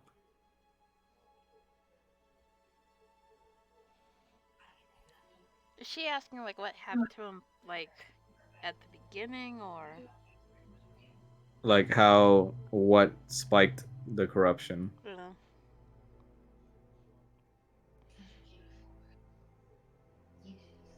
I lost my first wife to a bunch of humans. We were just merchants. We just wanted to make an honest living. And they turned their spikes, their swords, their pitchforks at us just because we didn't look like them.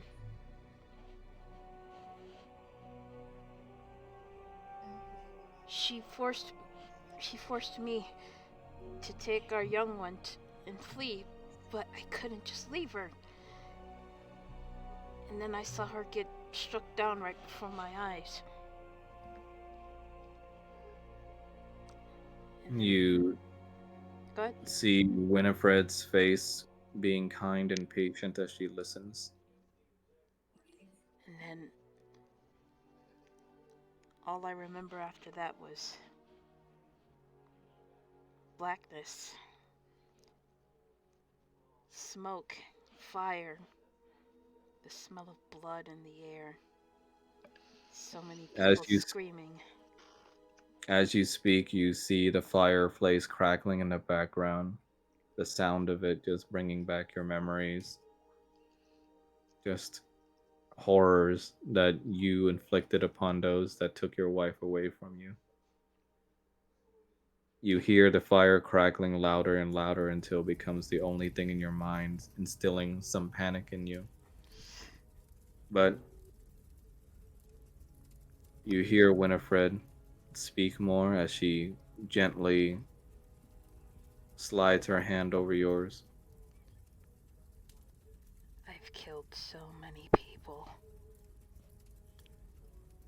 so many Did you know me? innocents. She looks at you and slowly pauses before speaking. Did you know I was a mother? He kind of looks up at her from his hands, even Long though she ago, can't stare. He can't see him, but yeah. long ago, I lost my family.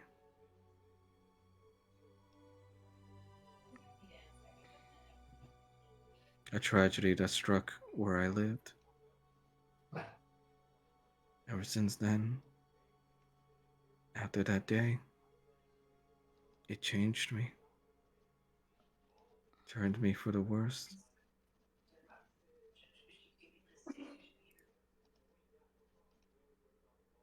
The child and the husband I lost, they followed me like a shadow, and I wanted nothing more than just vengeance. So much that it just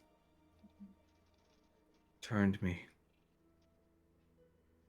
into someone I just didn't recognize anymore. Until I lost the only thing left that could call me family.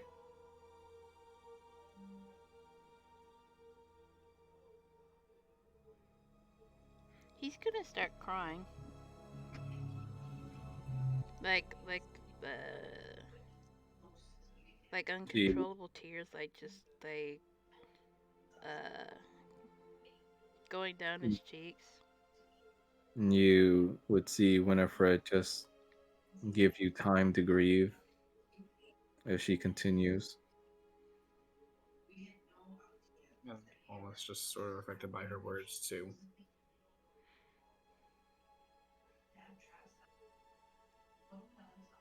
But who you were then does not make who you are now.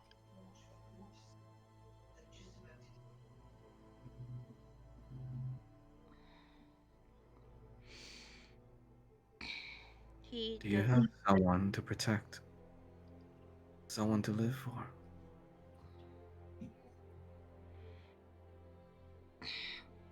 My daughter, Kezia, she's so far away from me.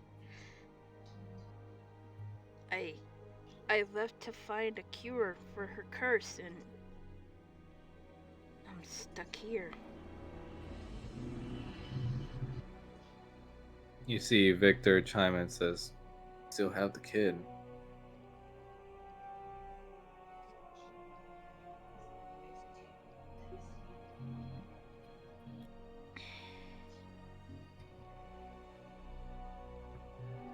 I'm just so alone.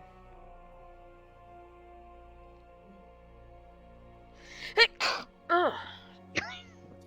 Excuse me. From what your friend said,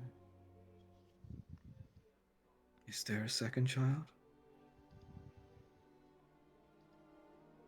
Yes, a young human boy. I don't know for sure, but I believe both his parents are dead.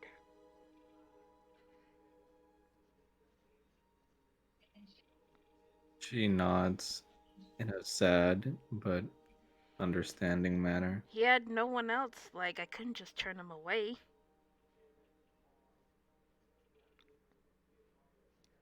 Then you must live.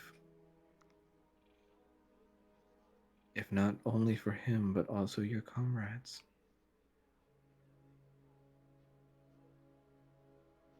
I know it won't be simple,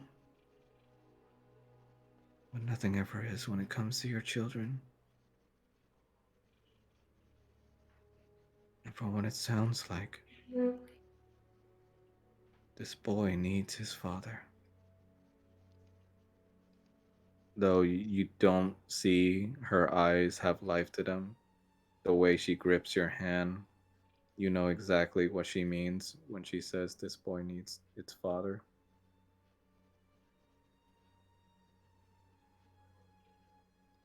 He's gonna gently squeeze her hand back and closes his eyes.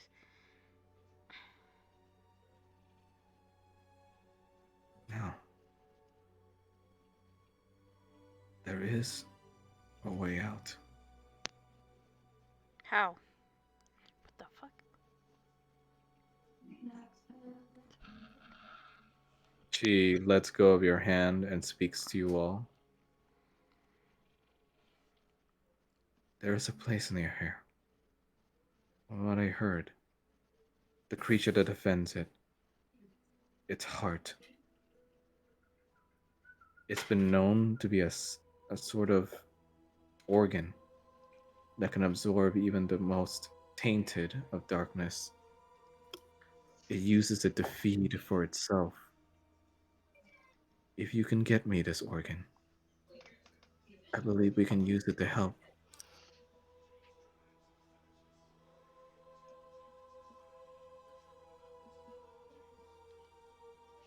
Do you But know you where must. it is? I'm afraid that I cannot help. I only know of this creature from what the forests tell me. What kind of critter are we talking about here? Forests tell me that it is a large one. It slinks through shadows and speaks through the vines of the trees.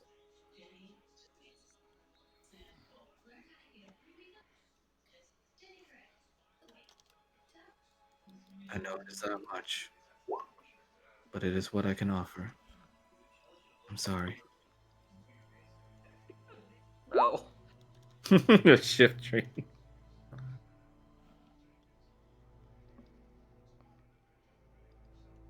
You see Victor chime up as he asks, you got any kind of magical nature cure for the kid? We sort of have that problem going on too. What ails your child? He ate one of the dream pies. Dream pies? Pies made by Strahd's minions I see. out of ground up children. If you would allow me, please. If you have the child brought before me, I can see what I can do.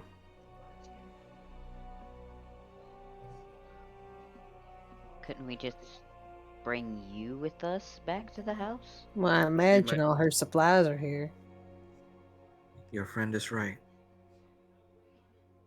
I'm afraid this mean- is where I can help the most. I can make the run. I'm probably the better sprinter here. You see Victor look around. Hey, where's the princess? Kanan's gonna look up and look around. She was following us.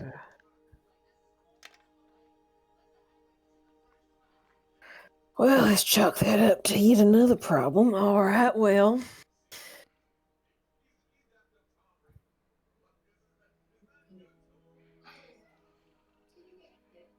Paul immediately rushes outside. Uh, From- ev- everyone can roll for perception. While uh, Victor stays with you, Kanan, almost like standing guard. And Winifred stays by your side as well, as she says, I know you want to help, but you must rest. None of us can see shit today. I mean, Roger can. Roger, you hear And Paul what? did well too. what seems to be the slight shifting of some leaves nearby. He's gonna make his way over to it. And you see here it came from this direction.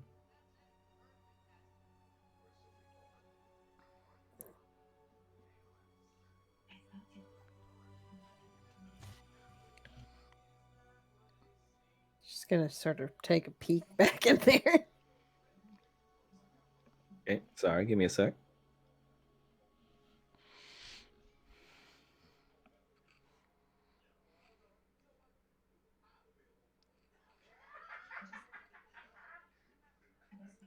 You approach closer and you peek, and you see Irina standing by herself underneath the tree.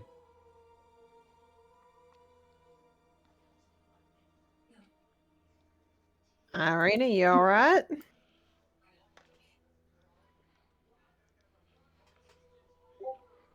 She doesn't respond. Well, that's always a great sign. Irina? Roger's just gonna go over and sort of like put a hand on her shoulder.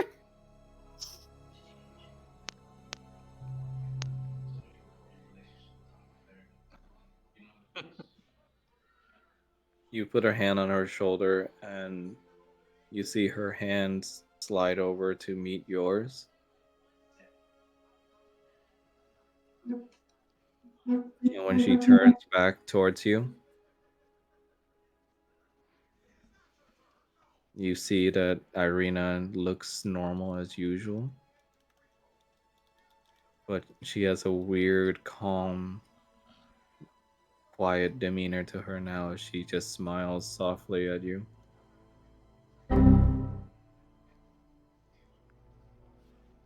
Yeah, There's all air. right. What's that? Windows error was perfectly timed. Irina.exe. Stop working. Stop.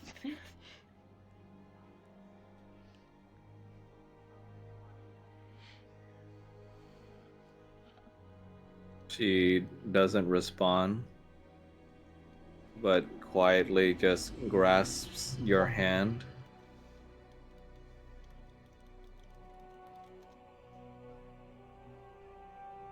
Can I like do some kind of check to see if this really is Irina? Yeah, go ahead. What would I do for this? Insight. Perception. Insight. Okay. Hold on. Yes, that thing I'm not very good at. Oh, that was Except so today. 20.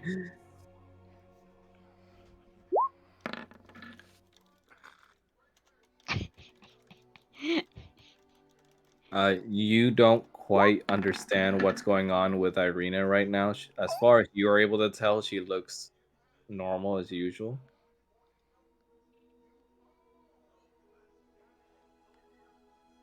And when she opens her mouth finally, she just says the words, "Till death do us part, Strahd."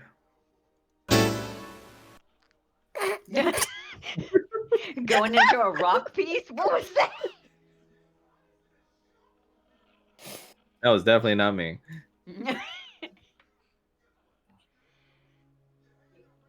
He is going to look a little bit panicked and sort of look over at Paul and be like, "Did you just hear what I just heard?"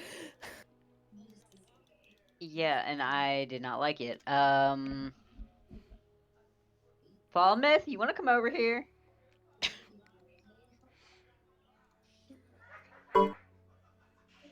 I kind of wish that protection from good and evil worked like it did in older editions, where it could stop possessions, but it can't. Fuck.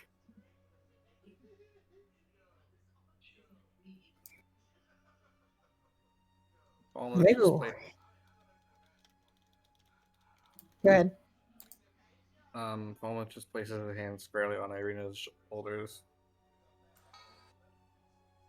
and tries to notice if there's anything off. What specifically might be off. When you place your hand on her, suddenly she grabs you by the shoulder, Falmouth, and you see her just look at you with a furious glare in her face as she simply says, "The darkness is coming. No time is left." And with that, you feel her slide off of you as Irina just falls to the ground unconscious. Oh, I have a very bad feeling about this. All right, here's what I say. He's gonna gesture to Falma. You go get Kyle. We're taking her inside. One thing I want to do first.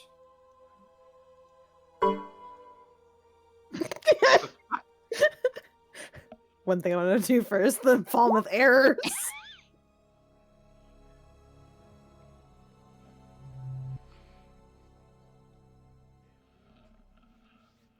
You don't sense any presence of strong evil within her. Whatever just happened to her, it wasn't by possession.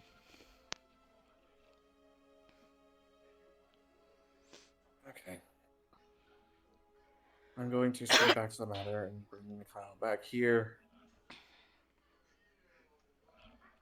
And we're going to bring Irina into the house. Good idea. You guys go your separate ways to fulfill your specific tasks. While inside, Kanan, you're still resting with Win at your side. Um, he's gonna ask her a couple of questions. Okay. What was your family like?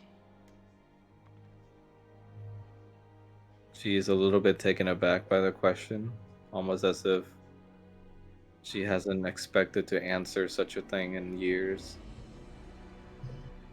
She simply kneels down to the floor and just says, "They were my everything, really. I had a daughter, bright as a star. She loved to bake. My son, he said he wanted to study to be an adventurer, always just tapping at the side with the wooden sword each night, neither of us any rest.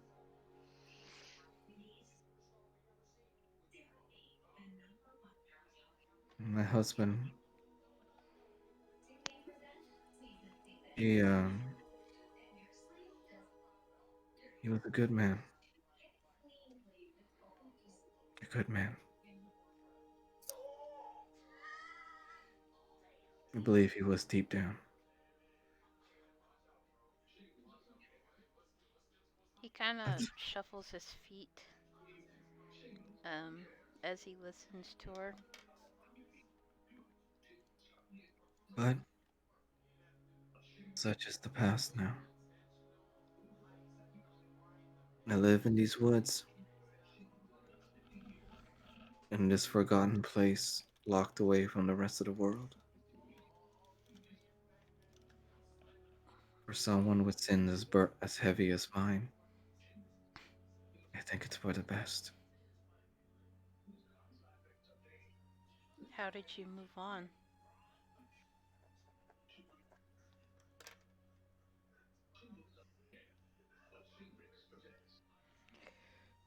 As well as anyone could in our situation, you and I.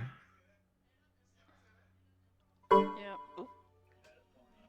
I did my best to hold what family I had left together, but, well, story for another time, perhaps. I apologize. You see, she starts to look away a little. I would like to hear more of your family. Maybe in the future if you'd be willing. She smiled. Perhaps, my friend. I'm sorry for the way that I acted earlier. No, No need to apologize. No, it's no excuse for my behavior. I owe you an apology. With the tragedy you've suffered, I can understand the apprehension. I felt the same way such in the past. So I hold you no more accountable than I could of myself.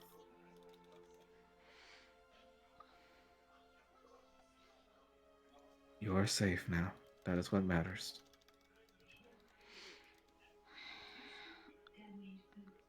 Do you think this creature with this supposed heart will help my affliction?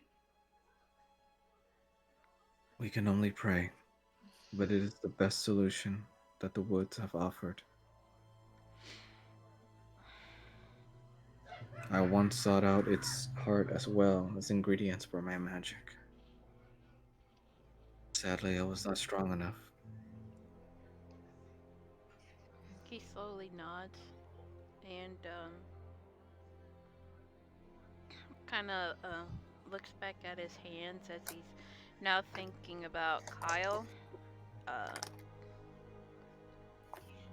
hoping that they get him here in time because he's now extremely worried about him. What the fuck is Bear McCreary? It's just the name of the Composer. composer. It's Oh, from God of War. oh, it sounds like Storm Peak's music. It does.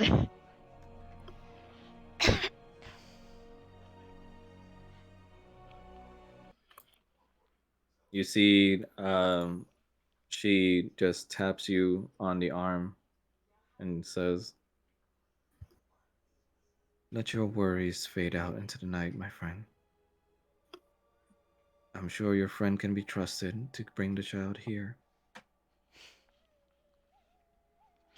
He slowly nods and kind of tries to relax, but you know, can't really relax when you're a parent. But he,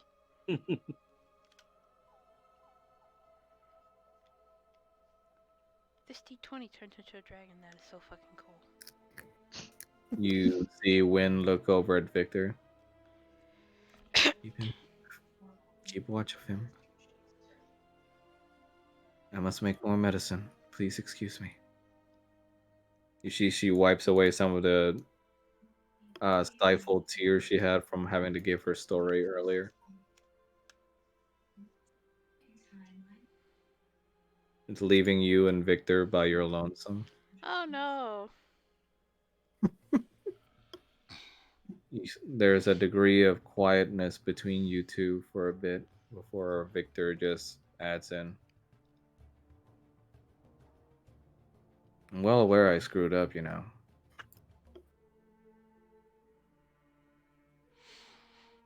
He takes in a deep breath and, well,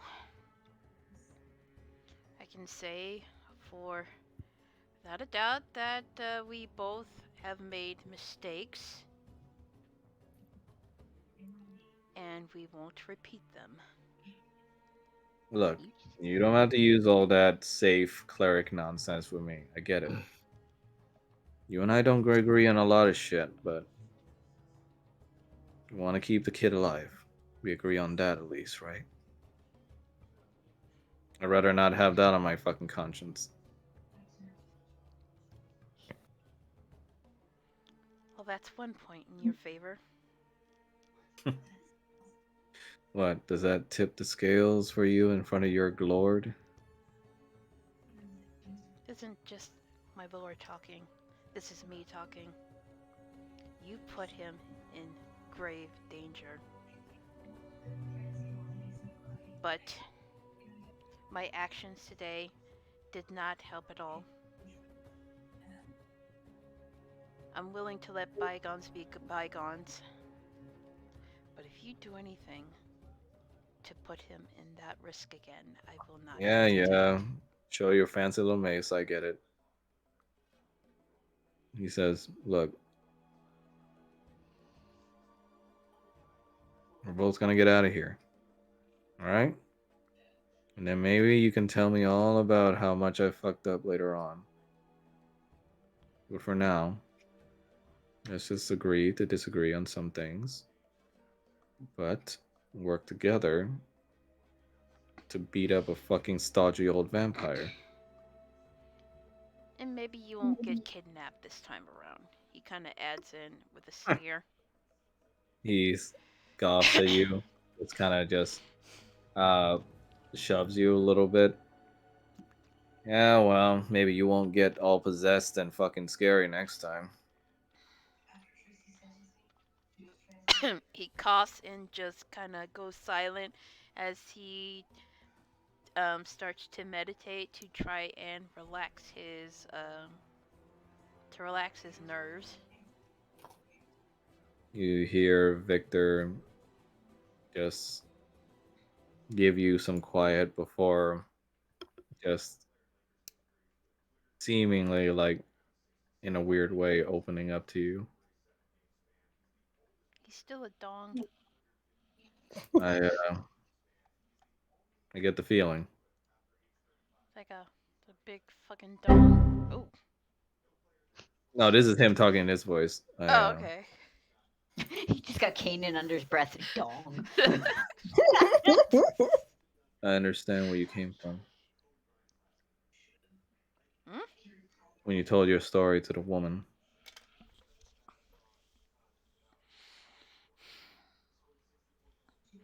Yes, My, well, God, sorry. I come up from a family who gets their jollies and shits and giggles on hunting people. Thing about rich aristocratic types is they like to get bored, so we hunt game. And when that wasn't enough, well, they moved on to livelier game. The most dangerous game. I didn't appreciate that. After a while, I just left. Kanan doesn't say anything, but he just listens. Believe it or not, this isn't the only other thing I turned into in my life. We were a family of lichens. Goes That with the whole hunting thing. that's gonna make him open one eye.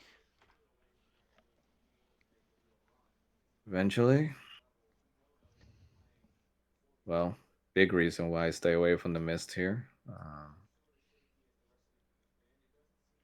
During a hunt, some mist just enveloped me, and oof, no more fur. And then fast forward time, here I am covered in scales instead.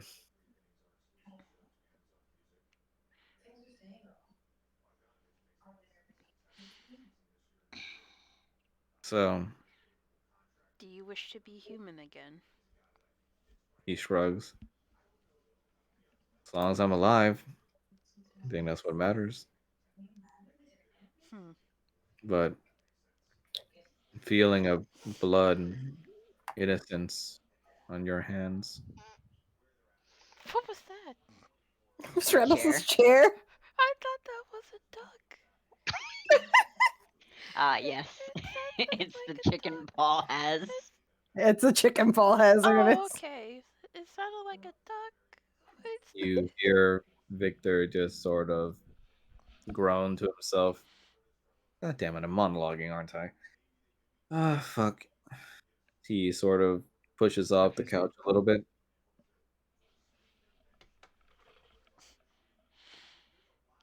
It never really goes away. I can tell you that. But sometimes there's some fun stuff in life that happens that makes you look away from the blood on your hands for a sec. Almost makes it worth living on for. that's gonna make Kanan open his eye again.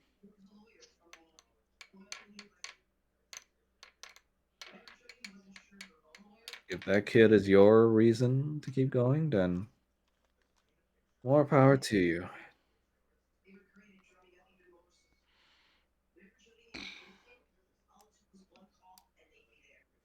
He is going to clearly unable to meditate. He's going to slowly stand back up. Uh, Not necessarily turning towards him, but he kind of nods in acknowledgement to his statement. Oh, if you excuse me, I'm gonna go find a goddamn padlock for my stuff. You do that. As he walks away, he leaves you with one final statement.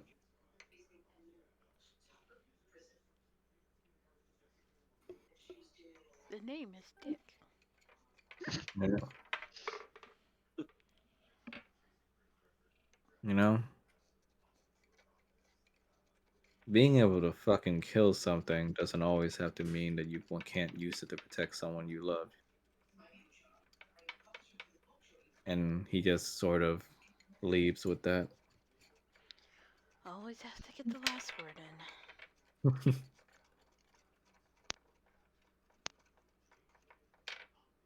Eventually, time passes as Falmouth, you manage to come over with Kyle in tow.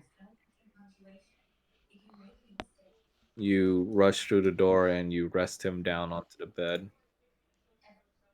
Now with Era on your back as well.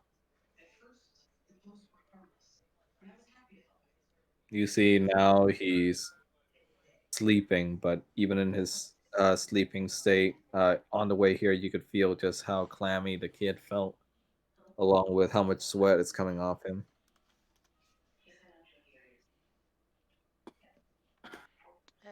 Kanan's gonna walk to the bed Yeah. and kind of kneel down, gently rubbing his clawed fingers through his hair. Meanwhile, Paul and Roger, you guys have managed to move Irina over to the couch, where you guys now watch over her. Everybody's sick with COVID. Got a COVID outbreak at our party. It's fine.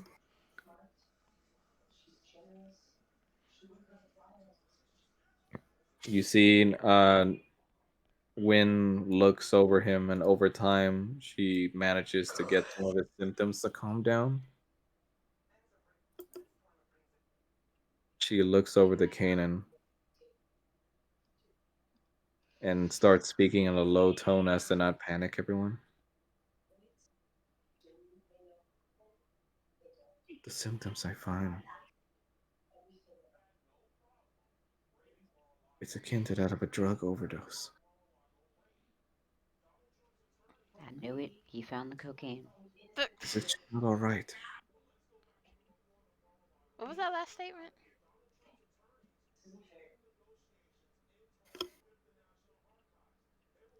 These pies, the one this child ate. Tell me more about them. All I know is that some whoa. The only thing I know is that trying.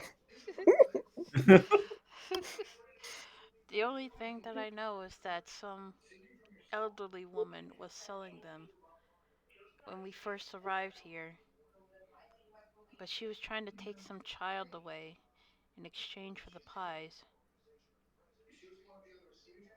We've never touched any of it. I see. If you could perhaps find a sample of this pie, if you bring it to me, we could find out more. Are we gonna have to go pie hunting, Max? Or you could find the remains of where Kyle found it. Kind of like an egg hunt. You see Teaster. Winifred looks over to you though and say, in the meantime, I will keep him safe. um, His worst symptoms are gone, and with enough rest and, well, staying away from the drug, he will improve. Kanan is gonna take Kyle's hand in his and gently rubs the top of it. You see Kyle grasps your hand in return, and you hear him speak out towards your direction in a low tone. Dad. And now He's Kanan gonna will die. freeze. What the fuck? Rattles. And I said, and now Kanan's gonna die. This makes Kanan freeze for a moment.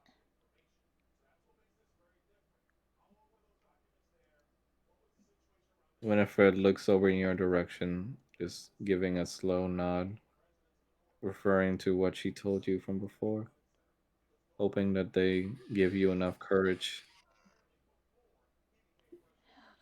Ding dang doodle. Um, um, he gently squeezes his hand. I'm here. I am here.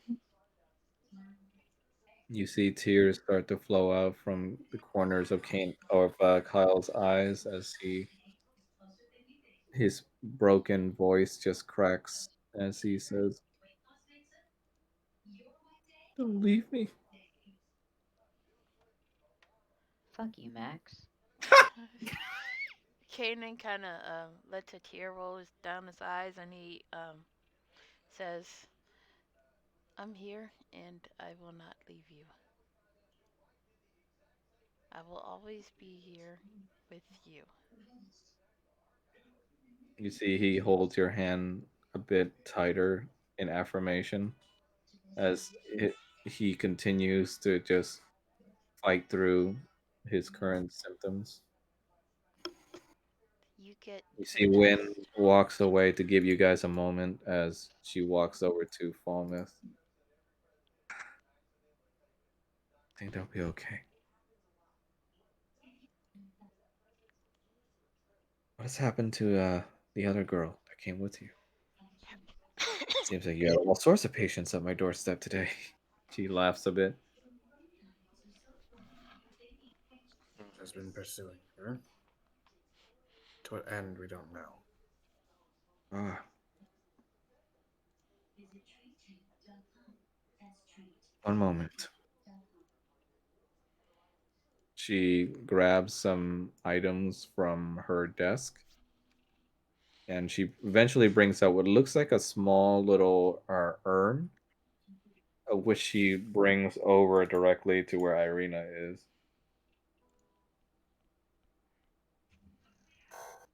Hello, gentlemen.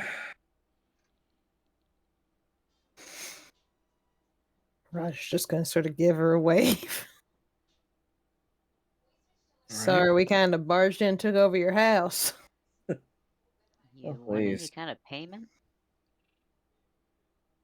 Oh, no, it's quite all right. Quite frankly, you're the first guests that haven't tried to kill me in ages. Here. She runs her hand through the inside of the urn, and you see that it coats her fingers in what looks like a small green moldy like substance. She runs this substance over the nape of Irina's neck, and she draws a small little what seems to be a compass symbol on it. Ah, no, she says.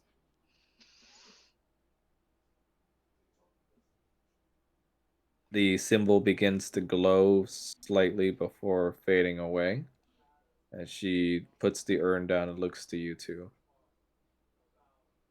What I placed on her is a small little disguise spell. It will not last long, but for the time being, it will shield her from eyes that are on her. When you say it ain't gonna last long, how long we talking? As long as the substance will hold on her. Is uh is that gonna solve her current problem? I don't quite know what ails her. I cannot sense any ills. Perhaps it is something even deeper. But I believe she will make it through all right. Her heartbeat sounds fine, and as far as I can tell, she's not suffering like your other friends have. Yeah, we came up on her. She was given wedding vows. I'm sorry? She looks at you with a confused look. Till death do us part. She was given wedding vows. I, And she. I do not think those fall within the purview of my magics, but, I, wow. She looks at Yeah, search me. She talked about, Daddy over there in the castle. well, most of the time when someone hallucinates, they often turn to those they trust the most, even in their delusions. Perhaps you are that He's just gonna kind of look at her and be like, I don't really think so, but She smiles. Uh, well, around you, she seems pretty calm. I'd say she'll be all right. let's hope. And from the way your friend's heartbeat fastened when he saw my animal friends, I can only assume you'd like to play with them more. She looks over to you, Paul. I was actually gonna ask how much. For what, my friend? Paul just picks up the chicken.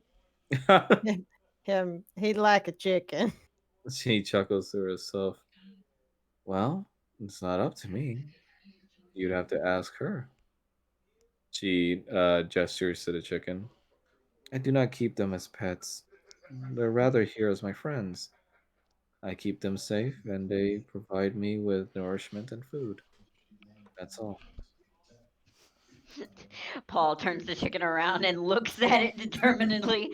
Will you come home with me? You just hear what? You don't quite hear anything, but you hear um, you hear Winifred chuckle as she says, "It seems like she's not really quite knowing of you whether to trust you yet, but I Roger, suppose." Rattles, you know Kanan's got that ring of animal friendship, right? I had no idea. Could borrow the ring to Winifred, talk to it. Winifred just says, "Perhaps if you spend some time with her, she might change her mind." What she's saying is you need to go on a date with the chicken. Paul looks at the both of them. I can do that. Of course I can. I'm sure she will appreciate the company. Winifred can't help but chuckling a little bit. Oh, but since you're here, will your homestead be needing some ingredients? I'd be happy to share some of what I have. Paul stares at her. Yes. Roger's gonna lean over while he's staring and be like, Paul, you gotta say something. The lady is blind. Yes. Very well. I have a lot of eggs, and perhaps some wool from my sheaves might help. From my sheep might help too. Okay, we can't eat that, but we will take it. Please go ahead. She gestures to outside of the hut. Maybe you can make a better version of Irina's snack bars. Snack bars. Anything is a better version than her snack bars. Sounds like she made hardtack. What? She tried cooking. Let's say it was not Disaster. fantastic. I used to eat hardtack. Oh shit. Are you I gonna was in the develop? military. Are you gonna Yep. develop dysentery? Oof. It actually Ooh, wasn't that bad. it's like a game of Oregon Trail here with all the dysentery happening. Oh dear. Eventually, over time, you guys spend here, um, looking over for one another in Wynn's homestead. Eventually, you see Irina awakes.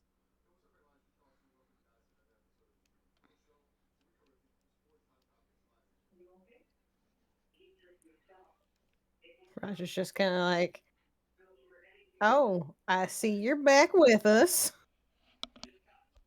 She hurriedly just rushes up to the point where she almost bumps into your head. Oh God, it didn't happen again, did I? Did I hurt someone? No, No, no. but Um, you were saying some interesting things. Like what? wedding vows What? And calling Strahd and your beloved. yeah. Oh fuck. Maybe there. It's gotta be those fruits in the snack bar. Oh shit. Uh, I'm so sorry. Hey, as long as you're all right, you're doing better than the kid is. Oh, she looks around. Okay. Is Winifred alright? Where? She looks He's over to the fine. right. Is that Kanan? So Yeah. when did he get here? Yep. Last night. Kanan's not like paying attention to anyone, and he's kind of just Who's that? squeezing. She stands up a bit from the couch. Is that Kyle? That would be the kid that Raji was talking about who isn't doing so well, yes. Yeah. Shit. Oh God, how much did I miss? A lot. Well, what do you remember last? I remember coming here with you all and chickens, and she tries to remember, but you see that it visibly pains her too. Yeah, you've been Besides out your for a hot minute. okay, besides your own hardtack bars, have you been eating anything else that has been unusual? No, just nothing else. No I see. kinds of pastries or anything like that. No, If she did, she would be in a fever state like him and bleeding from her nose. So I don't no, think no. she ate that. I'm fine. Just uh,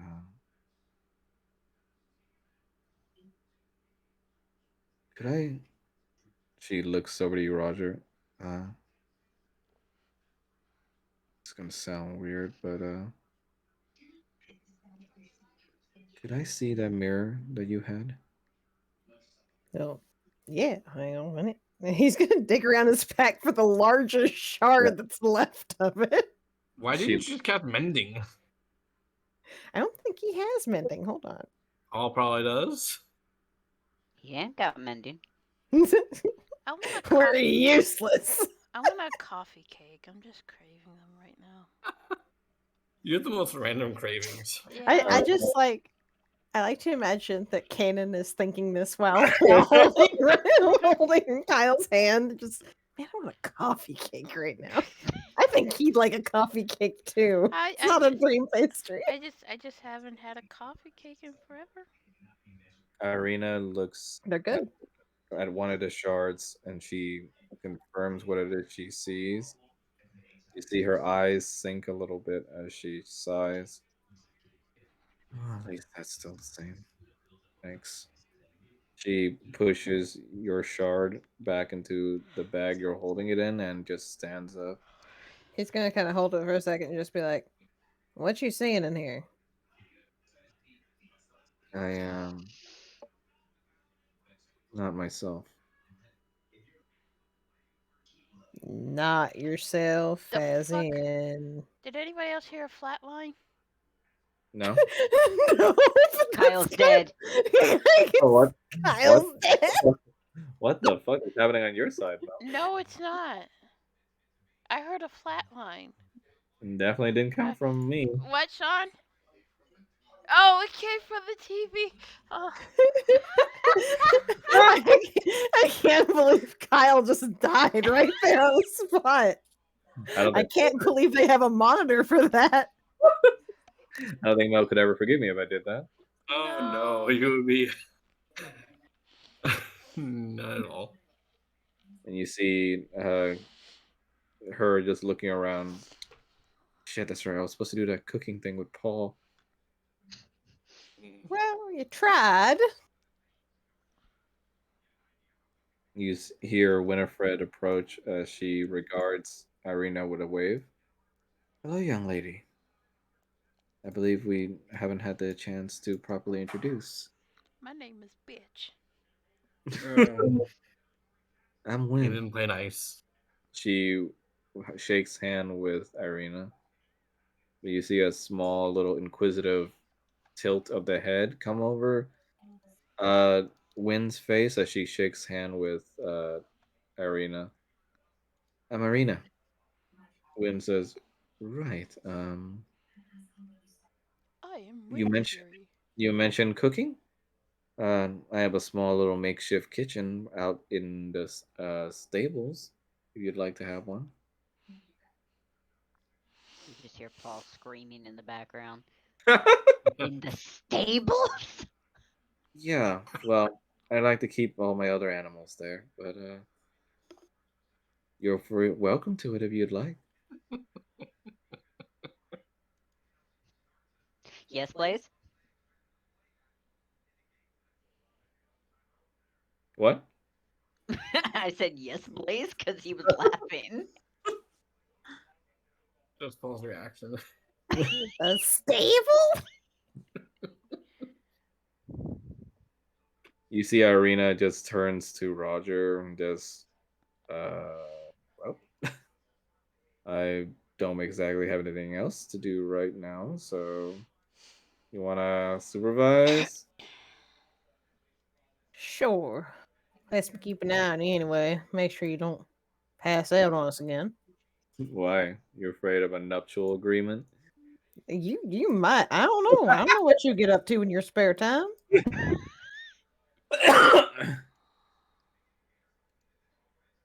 You and Roger, or Irina and Roger, you head out to the stable where the makeshift kitchen is. Okay, time for a little mini game. Oh no. Oh boy.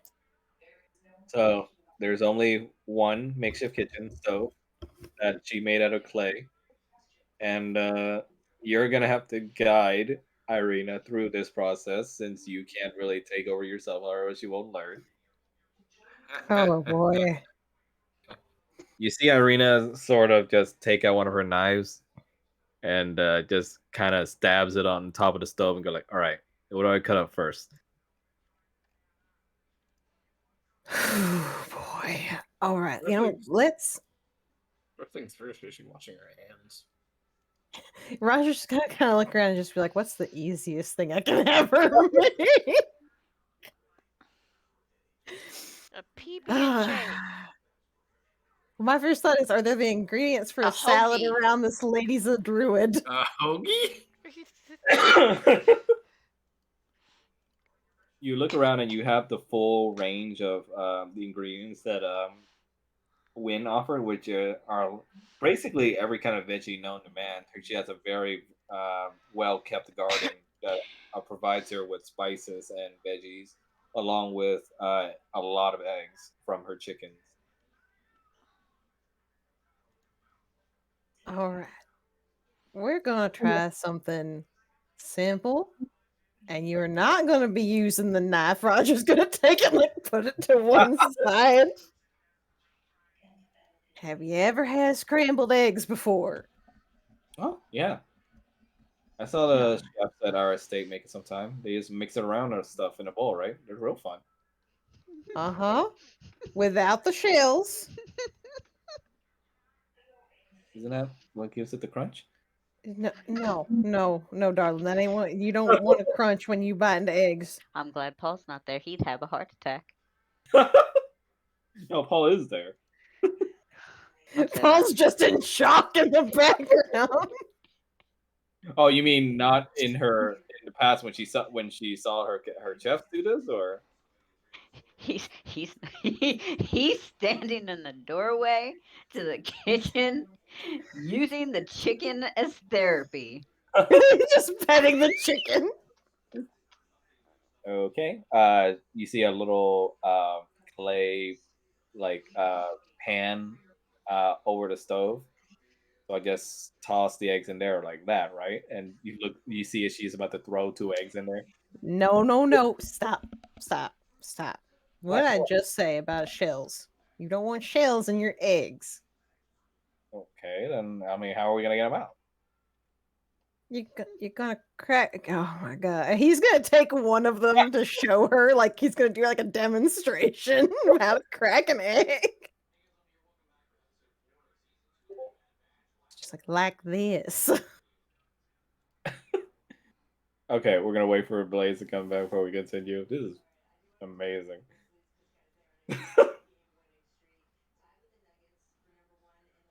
Roger out here having to start teaching her because the basics because Paul can't handle it.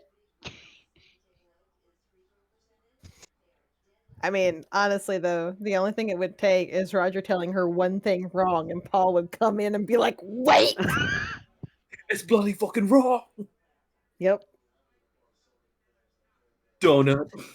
that was both of them about the fucking snack bars. What are you? An idiot sandwich.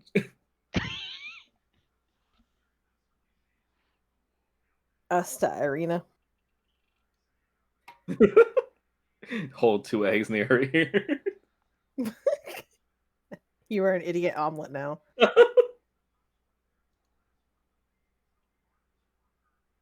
So how you guys feeling about the session so far? It's depressing. It's fun. It's- It's fun. It's depressing at the same time. We're having these ups and downs. oh yeah. It is depressing. How about you, Mel? It's depressing. But the cooking at least is fun. Yeah. See, we have depressing, and then we have the coping mechanism.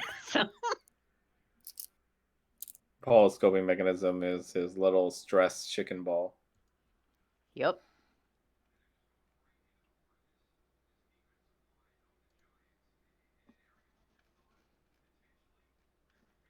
Maybe we can shrink down Paul and make him ratatouille her. Okay, but Paul just whispering to this chicken, I will never let her handle your eggs. Oh my god, the Smiths? Turn off your alarm. What is Yeah, that? That's that was our my alarm. alarm. Why do you even have that on? I don't know why my alarm was set.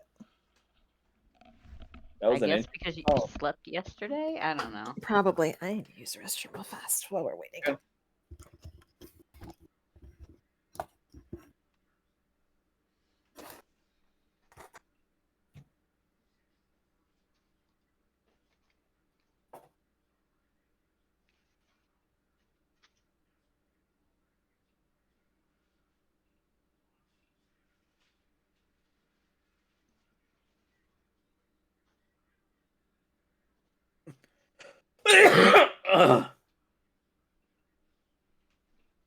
Bless you. Thank you. Been coughing up a storm all day. That's been Shine. She's still got the cough from when we were sick. Damn. I know that feel. I'm sorry. We were supposed to have an appointment, but it turns out we wouldn't have been able to go in because we don't know if it was a case of COVID, so she needed a negative COVID test. Oh. So they did telehealth, and then they couldn't do the telehealth appointment. So they pretty much never called us back to reschedule. So we're Yeah. gonna have to call them and reschedule. Yeah, telehealth is always very dodgy like that. Who? It's also mostly because our doctor's area, ever since COVID hit, like they're backed up for almost months Damn. ahead. So we have two doctors, and if we can't get an appointment with one, we try to get an appointment with the other, and it's usually always the same time out, like a couple of weeks. All these people running around with no masks, man. Yep. And I gotta do a family gathering for fucking Asian New Year's tomorrow. Oh boy. Kind of wish Asian New Year's wasn't on a weekend, so I can just take that as an excuse to take time off work. Hmm.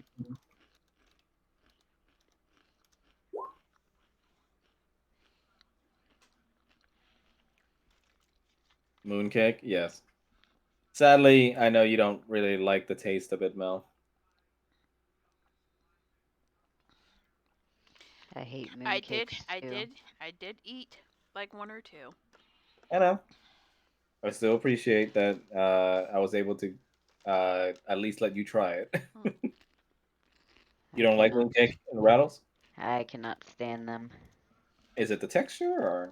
Uh, I think so. I haven't had them in like Uh, years. We're The talking like filling, the decades. filling is kind of Yeah. the it thick. is a bit of an acquired thing, but I like the filling Hmm. on my end anyway. You know, there's a meat version. Ew. I don't like that. I will remember that. Yeah, but yeah, mooncakes aren't really a thing for Lunar New Year's. It's more like for the Mid Autumn festival. Hmm. Hmm. But for Lunar New Year, for Vietnamese people, we exchange these kind of weird little cakes with one another, kind of like a display cake. What's it But in it's Hmm. like a cake Vietnamese? made of. What do you say, Mo? What's it called in Vietnamese? Bánh chưng. Bang kyun. Yeah, and it, it's meant to like wish you good luck and good health and good fortune and all that crap. Mm. Hmm. And it's like a cake made out of like weird. I don't even know how to describe it. It's like it's it's doughy, but it's got like meat and like with it, and you're supposed to eat it with like fish sauce. It, Mm. it's It, just it it sounds kind of like a dumpling of kind of, sorts, except it's square. I'll say that. like a meat Like bun, a sort beef of. Yeah, Wellington? kinda. Yeah, I guess Mm. you can describe it like that. Mm.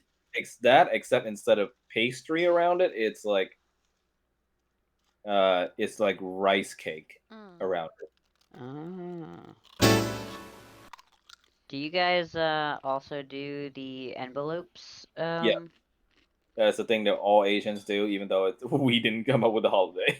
Yeah, I was gonna say, as I'm like, I know it happens in China, and I know there's a version in Yeah, Japan, but I don't know about others. Vietnamese people basically jacked that tradition, and we do it too. Hmm.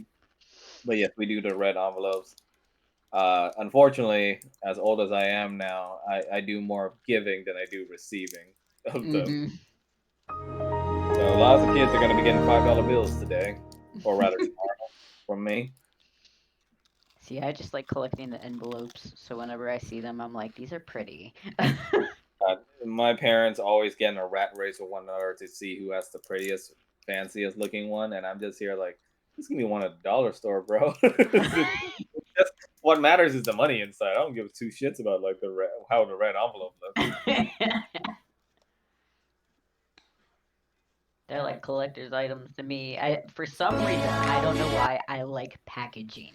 So I will just get boxes, or if shit, like the envelopes, if they look pretty, I will get those. Um, I made the mistake of finding out that our postal office, you can go online and get boxes sent to you for free for packaging and shipping. Oh, seriously? I bought 25 boxes. Each of those boxes has 50 boxes. Damn. I have a picture somewhere in my folder of shrines sitting on all of these boxes, and we still have them. That point, just make a fortress. Pretty much. I mean, our cat's well, she was asleep in this one big box that came in recently. See, the strat is to reuse the fucking ones that you get, Yep. and then next year everyone asks you like, "Oh man, I like like bags for each one," and I'm like, "Yes, yes, I did. Not at all. Just erase your names from these and just reuse them."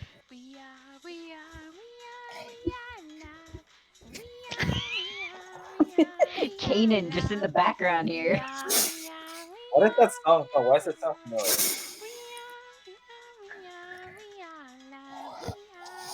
She's Oh, it's the gone. one with the little like animation of the things bouncing on the keyboard. Nice. I'm back. That's Roger coming back from barfing out the cement that he ate in the beginning. Yes, the only thing that could make Roger get his gag reflex back. No, it's just temporary. It's fine. I still love that flubber when he got it inside. Oh no.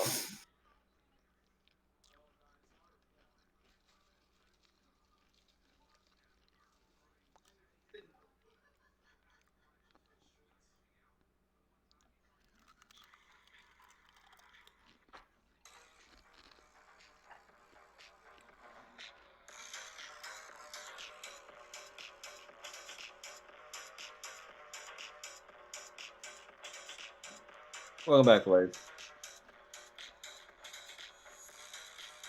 You good to continue, Blaze? Yeah. Okay. So to continue off, I believe Roger, you were giving her a demonstration on how to crack eggs. Yes, on how to crack an egg. Okay. Let me see. How do I want to do this? Oh dear. When the DM is saying, "How do I want to do this?" You know you're in trouble. Yep. Why don't you roll for sleight of hand for me? Oh no. Sleight of hand. Oh my god. Okay, hold on.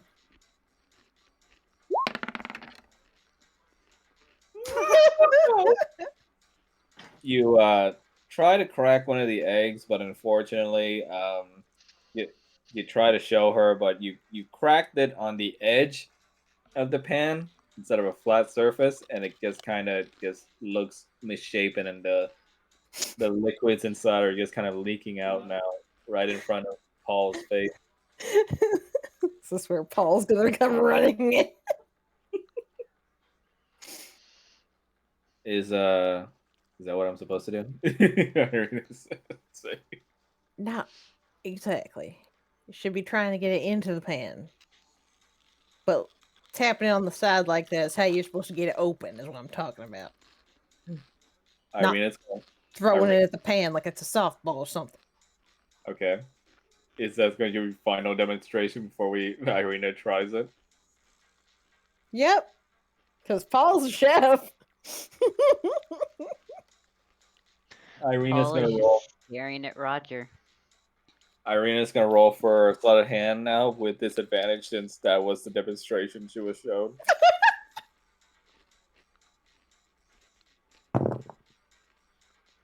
That's an 11. She tries her best to knock it on a flat surface, but she applied too much pressure and the crack just explodes on the little clay table, and you hear the chicken panic as it sees that and goes, "Ah!" Roger just puts his hands together like Paul's gonna come Must over and take the eggs. Namaste. Paul, you take the eggs in your hand, and with your good sleight of hand check, you manage to crack the egg perfectly on the flat surface, and you crack it into the pan. He's gonna step back and look at the both of them. Keep going. oh, I see. You're gonna turn it over to me so I can screw it up, and then she. Okay, whatever. Anyway, so you got your eggs in your pan. What do you think you do next? I put on the heat. That'd be a good start. With some of your help, she puts on the flames of the stove, and she kind of has a bright-eyed look about her as she slowly watches the whites become cooked. She's like, "Oh, that's how you do it." Roger just looks kind of mortified at her saying that. He's gonna like hand her like I don't know. I guess a wooden spoon. I don't know if they've got spatulas. This is D&D world. Fantasy spatula. It's fine. There's a wooden spoon nearby. He's just gonna be like, all right, now you stir it, and you can add some salt and pepper. Oh, okay. Like this. She's gonna roll for sleight of hand again. Oh no! It's 11 again. Oh no! She starts just mixing it to the point where it seems like she's trying to extremely whisk it. Okay, all right. It ain't a meringue. You don't gotta whisk it like that. Just And mix it around the bowl. from Paul, you just get like a little piece of egg, like right on your cheek, from like how hard she was stirring it around.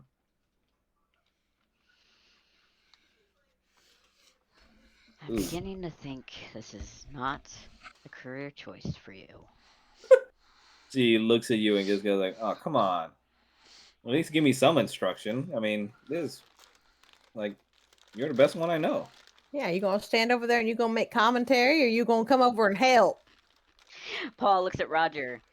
I thought you were making scrambled eggs. We are. Then why didn't you put the egg yolks in a bowl first? Here's the Irina. Roger's just gonna look at him and be like, "Who's the one that cooks at home? Because it sure as hell ain't me." Paul, so do you just stare and zone out watching me every single morning making you breakfast? Yes. What do I do all night? That is not an answer. What do I do all night? Do you think I'm awake when I'm watching you? Guys, by the time you guys finish, you look over, you see Irina showing you the pan, and it looks like extremely overcooked scrambled eggs in there. She looks, Is there this is supposed good, to be, right? Is there supposed to be music? No. Okay. Well, She killed it. all right, but it's at least better than the snack bar. That at least looks edible. Yeah, you want some music? I know what music to put on. Oh no. No fear. Max saying that one fear. Let's see, Cooking Mama.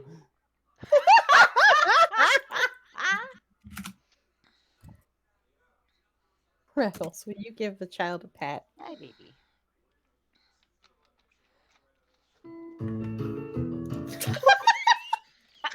Oh, this is perfect. All right, hold on. I gotta convert this. Hold on, guys. Beautiful. Cooking with friends. He sure is.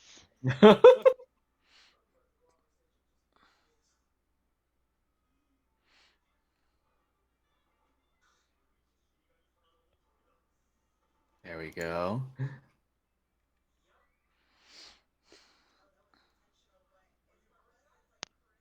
Can't believe I'm actually slapping this into the jukebox. Yes. Tomorrow, telling your friends. So we did Cooking Mama in our D&D campaign. How was your night?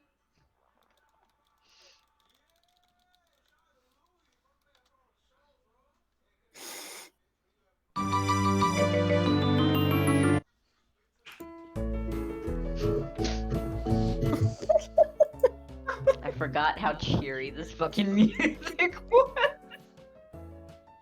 Irina displays to you guys the extremely overdone cooked eggs and goes like, "I put salt and pepper on this, right?" Like a pinch of it. You don't gotta do a lot. She goes over to the grab some salt from the salt bag. Okay, like this, and she very carefully pinches a few grains onto it. All right, a little more than that. And she lets go of the entire palm. And it's like a shower of salt on top. Well, that was edible. Sorry. Oh. Paul, would you like to properly demonstrate how to make scrambled eggs? Since apparently I did not do a very good job, according to you, sir. Paul passes the chicken to Roger. Roger takes the chicken. He looks at Irina. Clean the pan. Oh, okay. She dumps out the eggs onto the floor. Done?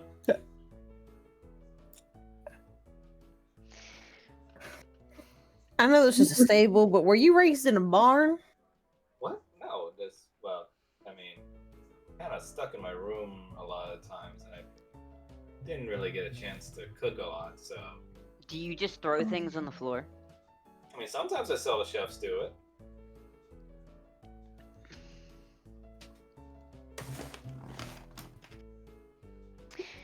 Clean your pan. Okay. She takes like a nearby rag and just like runs it over the pan. Okay. Close enough. We are in a stable. We are in a stable. Looks at her. Find a bowl. She takes what looks like a small little clay bowl nearby. Do we have anything bigger? She looks around. I think this is all we got. Okay. That's probably for the better so we don't keep wasting eggs.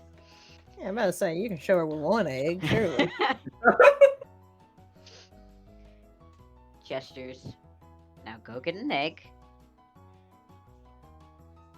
She directly goes over to one of the chicken pens and lifts one of the chickens, and you just hear, and she just takes one of the eggs underneath. Okay. And she comes back with it. Okay, you're gonna want to rinse that at least. Oh, she looks over to Paul. Flubber, can I get your assistance? Flubber looks to you for approval, Paul. Yes, Flipper, and can you also please clean the pan? Clean her hands. The pan! No, but clean her hands. And yeah, her hands too. With quickness, Flubber jumps from you and onto the pan as he starts scrubbing himself over the pan and cleans it within a minute. And quickly he moves on eventually to Irina's hands after she takes her gloves off. And eventually she also gets the egg cleaned. Roger's gonna take a moment and look over at Paul and just be like, you have prestidigitation, right? You can cast that at any given time that you want. Paul looks over at Roger. She has to learn All right, that's a valid completely point. hands-on. That's available. I wouldn't really say Flubber's hands on, but valid point. You hear Flubber just look up to Irina with his little cube corner, and as he says, "I believe that you can learn this very basic thing, human." It's a very basic thing. Thanks, Flubber. Okay. Do I crack the egg again? Set the bowl on the counter, hold on to the bowl, Okay. and crack the egg into it. She's gonna roll sleight of hand again. Rattles, you've prepared for this Mm-hmm. because we just watched that Junji Ito short Mm-hmm. where the chick has to tell the girl everything to do. Mm-hmm. She rolled an 18 this time, thank God. She carefully this time, after her mistakes, takes like both corners of the egg with with her fingers in a pinching motion, and she very carefully cracks it, and then slowly just watches it drop onto the pan, and her like eyes kind of light Bowl? up. Saw that? In the Oh, yeah? bowl. Wait, it's supposed to go in the bowl? Yes. Okay. I'll get another egg. She quickly gets. You If can it's in the pan, you could just you pour it can into the just bowl. Pour it into the bowl. Oh, okay. She carefully just kind of angles it to the point where it slides into the bowl. Now, you're gonna add some salt and pepper. Okay. Only a little. What kind of check do I want to do for self-control? More than a few grains, but way less than a handful.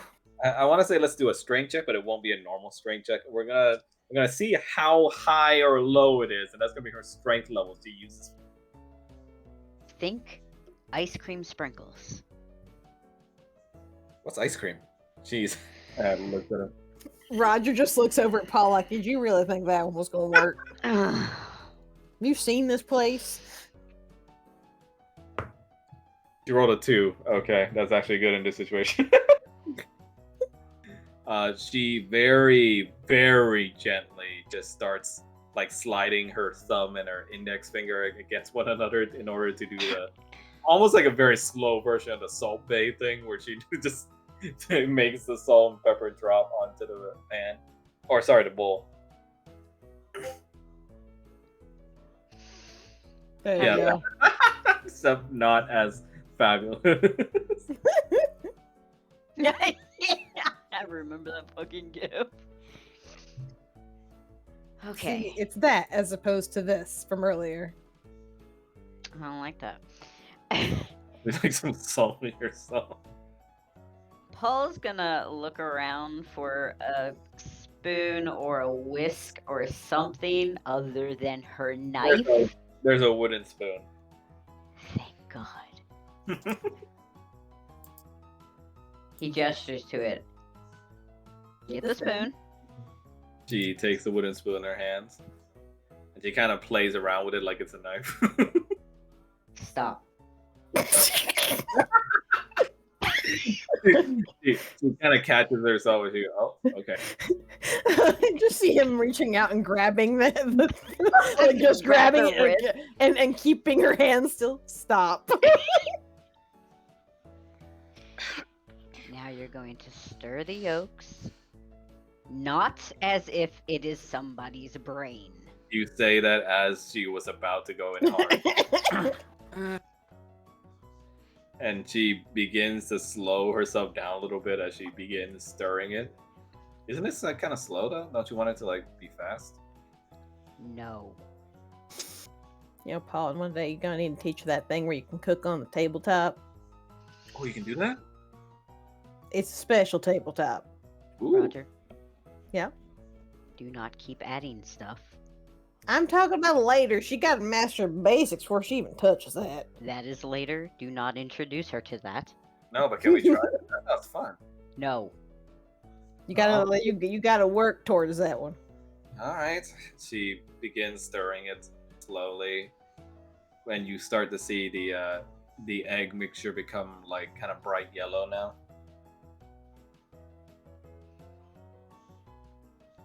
Okay. Do we have any oil or butter? Oh, is that what this is? You see a little small urn that smells as if it contains vegetable oil in it. Perfect. pour a very small amount into the pan. She's gonna roll for that. It's gonna be a sleight of hand.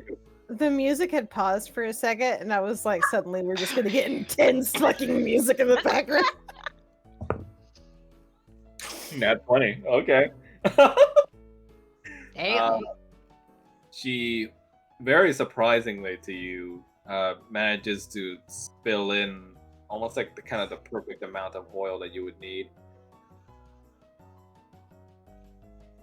Like that? Paul actually looks surprised. That's perfect. Great. He kind of looks over to you, Roger, and like gives a smile and like kind of gives a little thumbs up.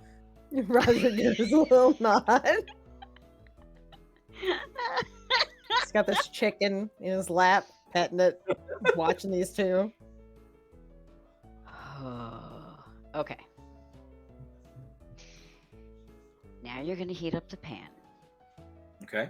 She puts it Slowly. over the stove.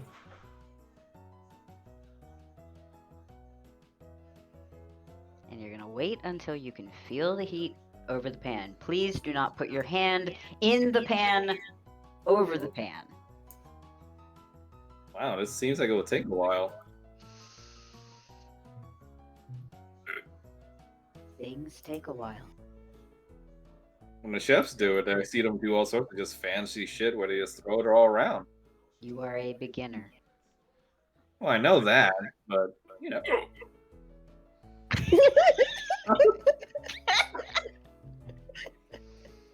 Oh, that was a hiccup on my part.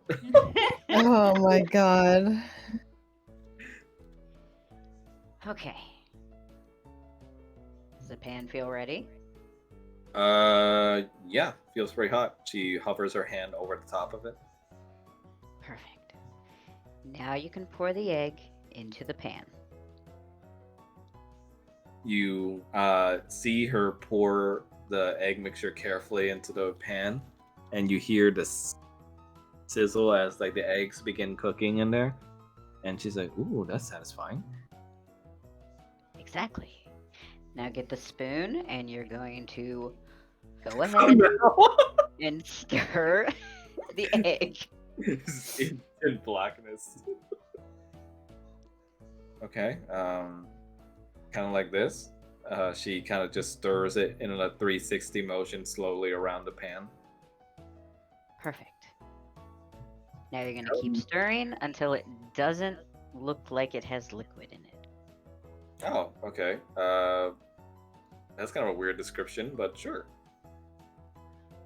Where it kind of She- looks like the eggs are almost dry. She's gonna roll for that. Oh no. Roll for strength. An 8. Okay, that's not too strong. Good. She begins to take her time finally and starts to mix it around slowly until the egg mixture becomes less liquidy in consistency, and she kind of has a surprised look on her face as she sees the eggs becoming scrambled and more soft and pillowy. She's like, "Oh my god, I'm doing it! I think I'm doing it!"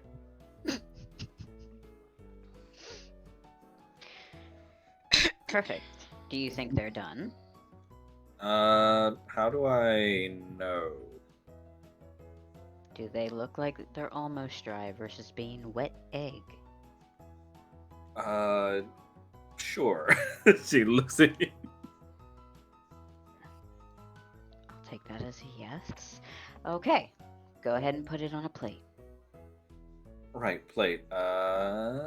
She looks around for a plate and she sees a few clay ones, and she takes one and just slides it off of the pan onto the plate. She sees it land on the plate and she just goes like, "Oh my god. It is it. I did it. I did it." Fucking Mickey Mouse. It literally is though.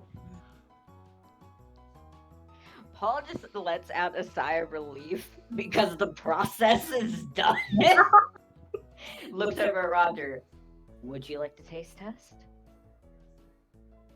I mean, I would think that She looks at you'd you want to taste it. and it's like, is it okay if you both taste it? You are my teachers after all. I'll taste it. Sure, we can do that. She awaits your judgment as you both take a spoonful of scrambled egg and taste it. And do I even want to roll for this? No, I think I think we're good. You taste that while you can definitely tell that it's her first time cooking, and it's not quite as 100% seasoned as it could have been. You see that it is 1,000% times better than the goop that she made from before. As basic as this is. Roger's just like, see this? This is edible. This is so much better. He's just gonna take a forkful and offer it to her and be like, can you taste the difference between this and your snack bars? You see, she takes a bit and tastes it for herself. You see her eyes kind of like light up, and you know that thing where the eyes get real big when the pleasure center is being hit. Yeah. That's her right now, and she says, "Oh, God, is this what it's supposed to taste like? Yeah. Holy hell! Oh, blessed morning, Father. This is delicious." How the hell's anybody else been making it around here? She Paul's gonna pass a bit to Flubber. Flubber tastes it, and within seconds, you see it kind of dissipate inside him. Much better. I approve, human. You learned a very basic thing. You see Irina kind of blush. She kind of excitedly looks to you, Paul, and just says like, "Can we make some for the rest too?" Do you remember how to do it? Yeah, I think you can give it a shot. You want to make some alongside me? Maybe? Sure. And melt the cheese.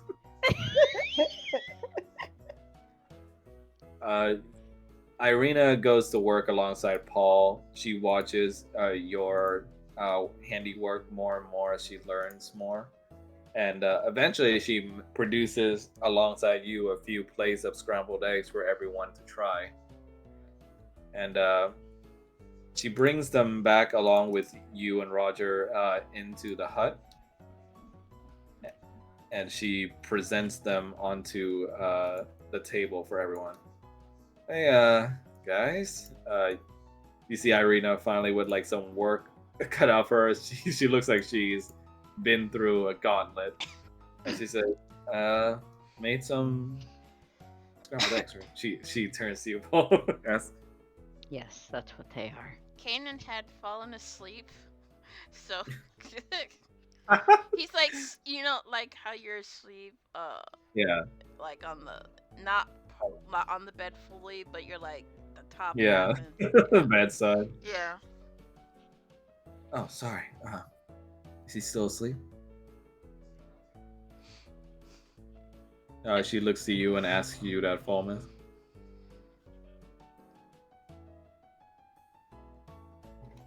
Blaze, you there? Falmouth also went to sleep. I assume maybe something came up again and he had to BRB. Maybe. Or maybe his mic is muted this whole time. I don't know. My first thought during all this is that scene in Maiden Abyss where Nanachi tries like properly cooked food for the first time. Whoa. I like how we went from cooking gifts to just, I guess, pregnancy porn. Is that what we're looking at here? Or is it just the tattoos? Both, I guess?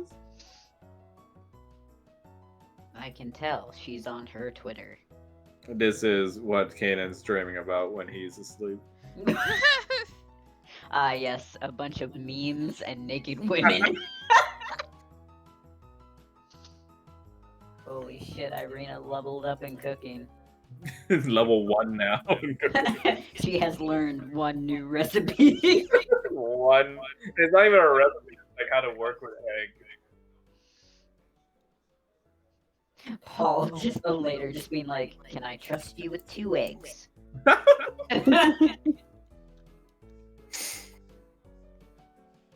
Oh my I mean, like it really. Oh my god, I know what that is from. Parasite. Yep. Parasite. It's so good. Shinichi. I mean, it's really not that different. It is the goop. That's exactly the image I had in my brain when I was thinking of the goop. And yes, just Shinichi. That's cold. Wait, Samuel? Shinichi. That's cold. Yeah. That's cool, Shinichi. I get that reference.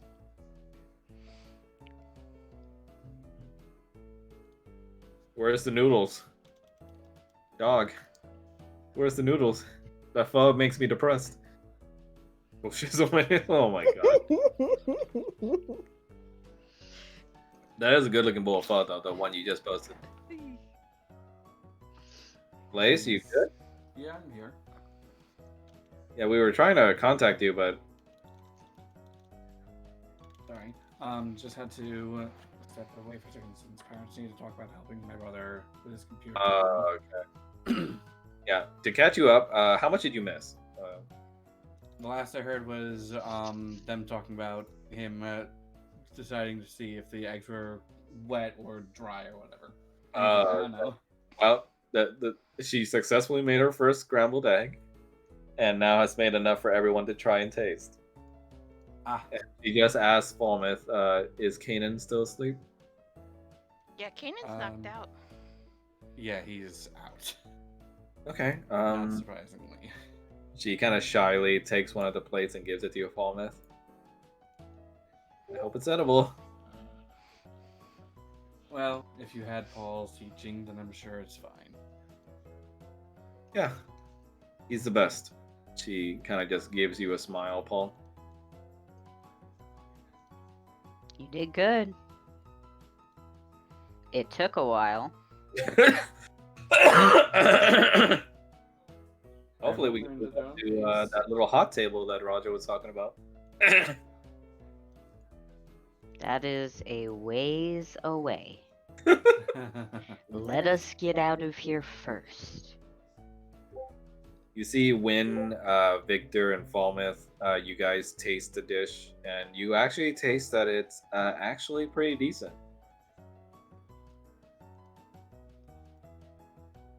Vastly improved upon from the gunk you saw her eat off her knife from before. Yep.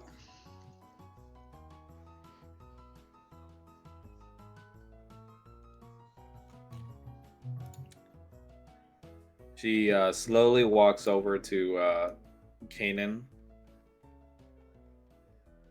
She sees a sound asleep, and she just kind of slowly just shakes his shoulder. He won't wake up. Man, it's very out, huh? Okay. She looks at the chest near the foot of the bed and just leaves the plate there for when he wakes up. Okay, so what's the verdict, gang? Good. Good job. Wynn eats the scrambled eggs as like, is this your first time? Oh, impressive. Second. The smell Second. of food actually kind of makes Kanan slowly wake up. Like, you can see his nostrils like flaring. Like, and he slowly opens one eye and then the other eye. And then the nose leads him to the plate of eggs, which he slowly grabs and then he tilts the plate so that the eggs just go right into his Oh, mouth. savage. And then he chews it with like a approving She hears the noise and turns back to Kanan and goes, "Oh, sorry, Diddy. Didn't mean to disturb your sleep, but how is it?" She kind of just curls her fingers over one another in nervousness. He licks his lips and then he lets out a rather crude belch and kind of pounds at his chest. Is there any more? He smiles and says, She looks over to Paul. Paul looks over at Win. I mean, it kind of depends on how many eggs we're allowed to use. Win just goes, "Oh no, please go ahead. Feel free." All right, let's go make some more. She kind of claps her hand in excitement and like follows you. Be right back, Kanan.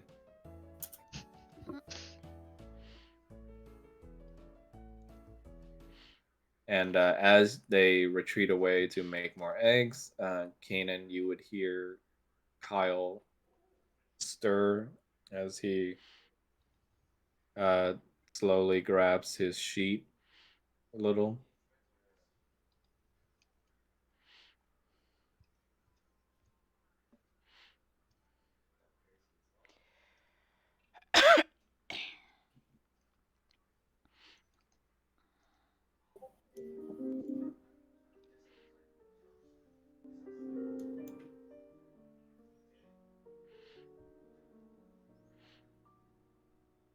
You good now?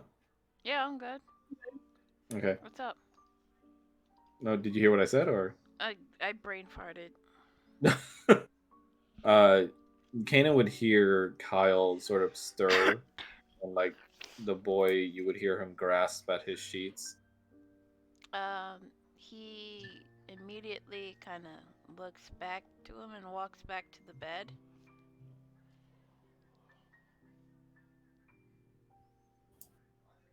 His eyes flutter open. You see there are some bloodshot veins in his eyes, but he looks around and just sniffs through his nose, and you hear that his breathing is finally not shallow. What happened? You, my child, have eaten something you weren't supposed to eat and you got really sick. He thinks for a moment before gasping. Sorry. Just it looked yummy and I wanted to try it. No, no, it's alright. It should have been No, disposed of. no, it's In not. fairness, no one knew what it was until just last night. He begins to crack in his voice a little bit. I hit you. You're called you a monster. Uh, Kanan kind of just shakes his head. It's alright. Don't worry about it. I just wanted to see my dad again.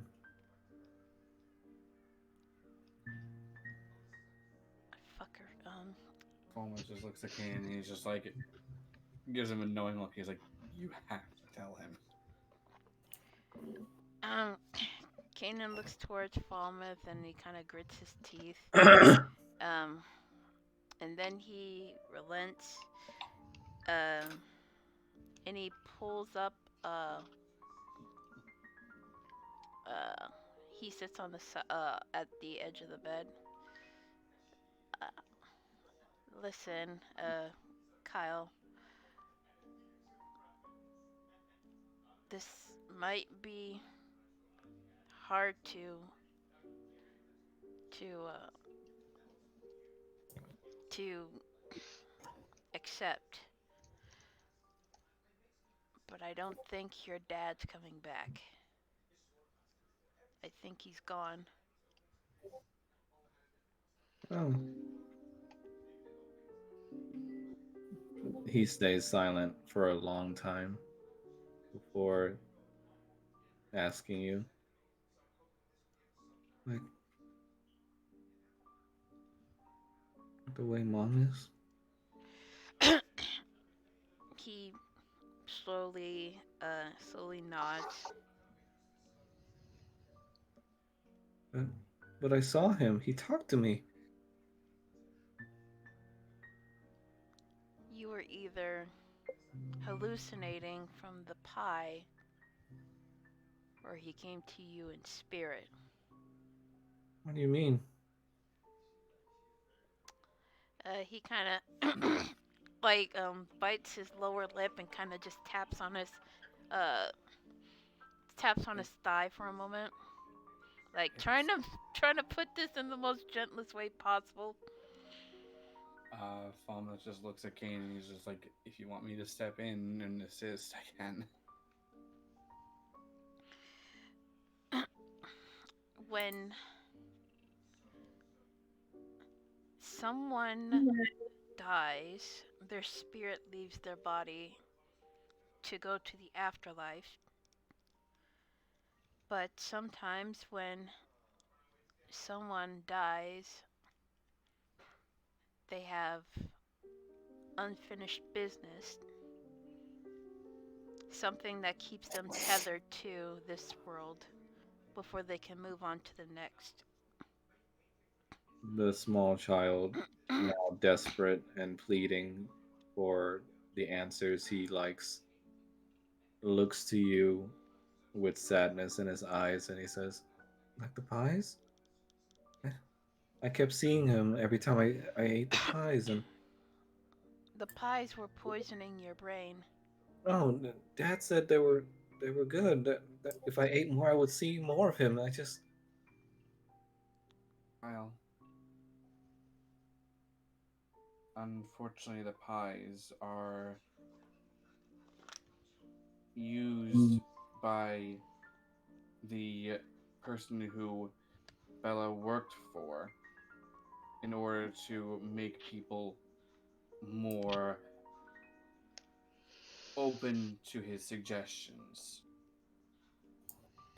Unfortunately, this results in they are known as dream pies, and from what we can tell, based on how things were in Barovia, in the city of Barovia, and with you, this manifests as creating images of what a person desires most, she making them.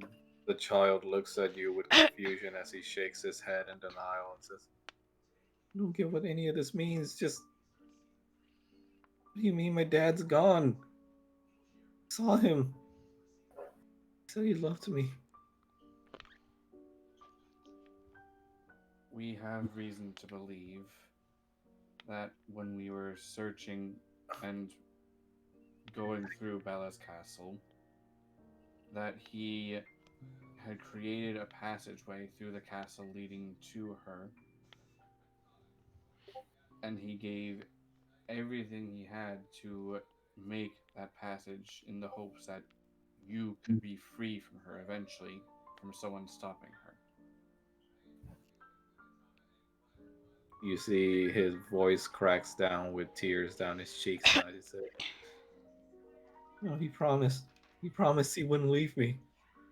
Promised he'll always come back. You see Kyle tries to get over the bed. Kanan tries to keep him from getting up too quickly.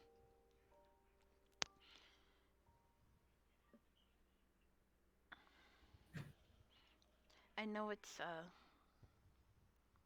difficult thing to accept,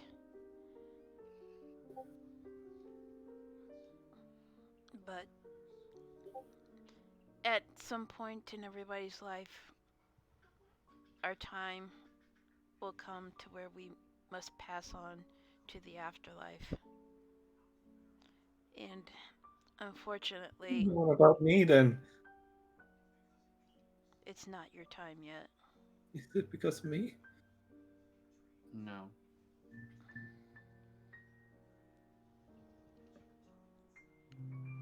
Trying to talk to death to children. You see Kyle falls to his knees.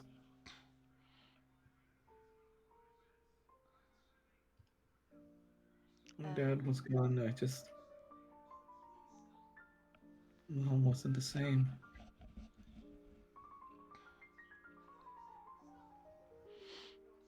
The night before it happened, it just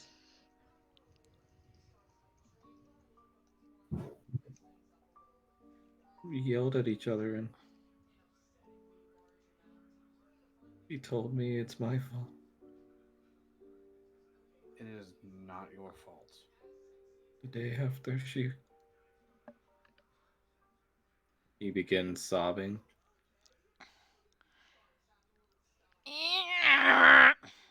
fucker. Kanan puts a hand on one of his shoulders.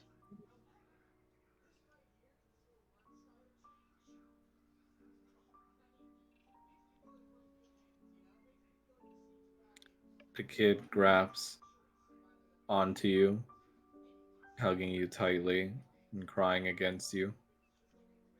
This isn't nice, Max. Why you do this? Kanan is he like freezes for a moment, but then he kind of just relents and he kind of ooh, what the fuck's going on in there? That's Sean's Oh, Sorry. putting her headphone on. oh okay. Putting on some pudding. She he gently like wraps his arms around him and kind of just lets him cry and just gives him like a tight hug to allow him to let all that negative feelings out. Pudding. Kyle just weeps in your arms and just slowly speaks out. This lonely child's voice saying,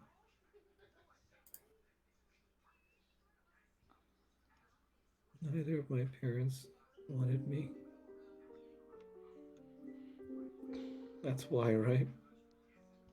No, I don't think that's true. What's left then? What's left is to only move forward.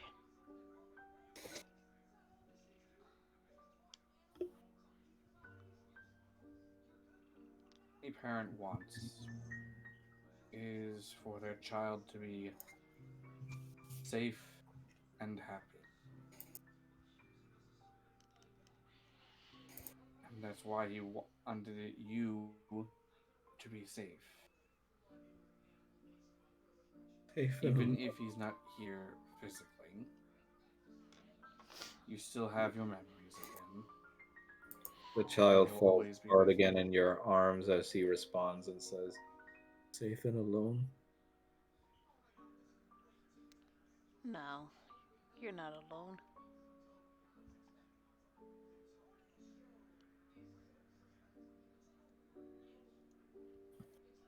He holds tighter to you. What the fuck? My dog farted. Ew.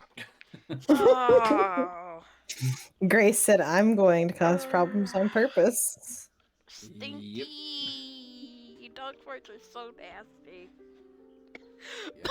He, viewing this sight from afar, Wynn just looks away, just wipes a tear off her face.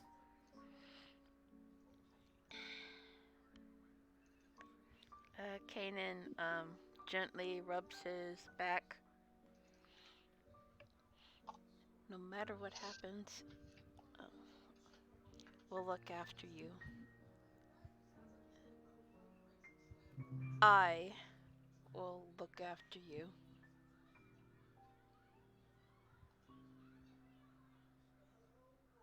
okay? He says in between stifled sobs. You're going to be okay. You'll see. You see Irina and Roger and Paul come back in with eggs as Irina busts through the door. And she says, "Oh, um, Yeah. bad time. Kanan just stares at her with one eye. Right. We're just gonna leave the eggs here, and you can show me more chickens, right, Paul? Let's go." Sure.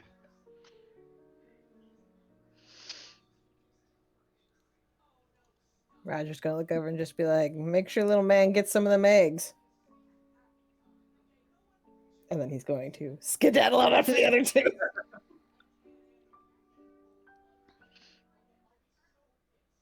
Yeah. You end the night away, just holding Kyle in your arms, and though the child does not say it in words, the way he tightly grasps back onto you, you are the only thing in the world to him now. All of you. Penis. I don't like this. There needs to be some kind of counterbalance. The cooking was the counterbalance. Well, there needs to be more counterbalance. Needs to be more. Well, I think we'll call that session here for now. What do you guys think? It was too sad. Well, maybe Kanan should have came out for cooking. I know. Well, He was he was asleep. he was looking after Kyle. How can he just leave him like that? I had to add in a little depression. It's Yeah. just. See, the thing is that Max wants to add in a little depression, but he has the same problem that Irina does with salt.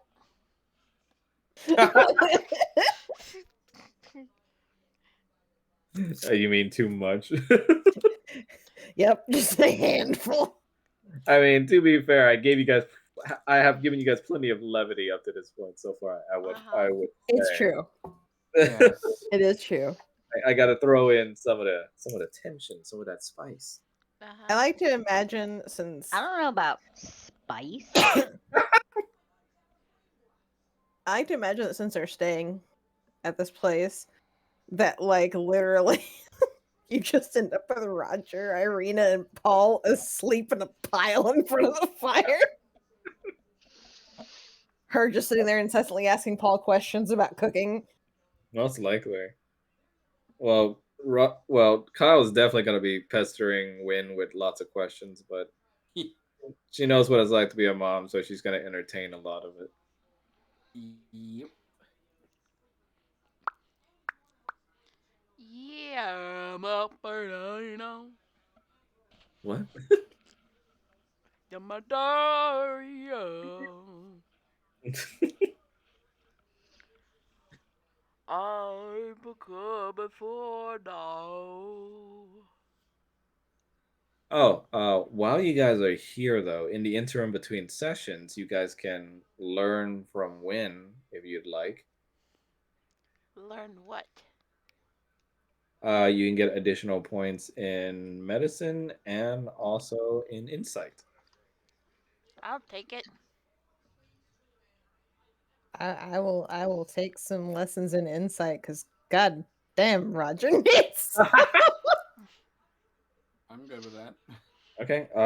All you guys need to do is roll me 3 sets of d20s from each of you, and I'll tell you guys how your training went. All right, 3 sets of d20s. Yep. Okay. You can roll these physically or digitally. Either one doesn't matter. Oh my god, I can never fucking remember how to do this. Somehow. Nice, nat 20. God damn. Okay, just It's /R, isn't it? Yeah, slash Slash R. R, yes. Fine, if you One day. if you click the dice on the top menu, it can just like roll it for you. Oh my fucking god! I wish I realized that.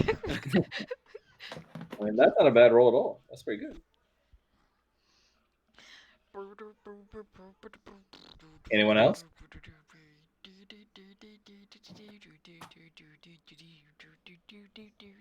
What about you, Paul? Do you want to train? I think he's busy playing with the I've chicken. got +5 insight. Don't want any medicine? I don't even know what my medicine is. I've got +5 in medicine. My medicine is food. It is true though. All right. So, Blaze, did you roll yours?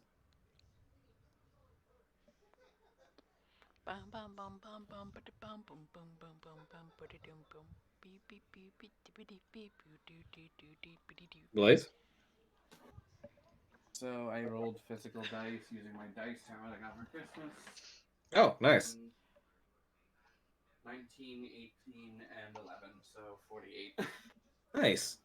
Okay, so the results. Since you guys hit over 40, Mel and Blaze, you guys get a +2 to medicine and also insight. How do I add Yay. that in? What do you say? How do I add that in? You can Go ahead, if Blaze. you go into the gear, Uh-huh. and then it'll show as your stats Oh. on there. So you would add in +2 to each of the modifiers. So it shows normal, medicine, wisdom, plus everything should still almost say 0 unless you got a boost to one of your stats, like Yep, I Fallen if found it. gotten +2 with I found it. Yep. And for Shrine, since you got over 30, you I was just testing it. Leave me alone. Do you happen to have inspiration? you get +1 to your medicine and your insight, Shrine. Okay. How do I go by adding that again? I'm so sorry. You click the gear next to spells. If you scroll down, it'll show your skills, and then it'll show normal, and then it'll show the skill name, the skill that the ability score that's used, and then everything else should have zeros more or less. Oh, Then you just yeah, I see. and then you just add 1 to insight and medicine in your case. You know Also, what? that cabbage pancake would probably be an easy thing to teach Irina. You know what? For shits and giggles, sure, let me do insight and medicine. Oh, okay, go ahead. What do I roll? I just rolled 3 20s. to see how much of an increase you get. 3 20s. 3 3 D20s. Yep.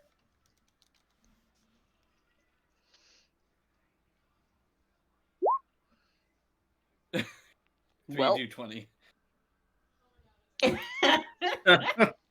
Let me try that again. You can also, like, if you look on the left, you should show like the dice sort of thing. You can click that, and then you can just like 3. Oh shit! Damn. Anyway. If you got over 50, that's gonna be a +3 to medicine and insight then. Oh my fucking god. How do I add that? So on your sheet, if you click the gear that's next to spells, The gear that's next. Okay. then you scroll down and it'll show all your skills, and it'll show their names, and then where it shows the 0, just type in 3 for medicine and 3 for insight. Is that what you would do, Mel? Yeah.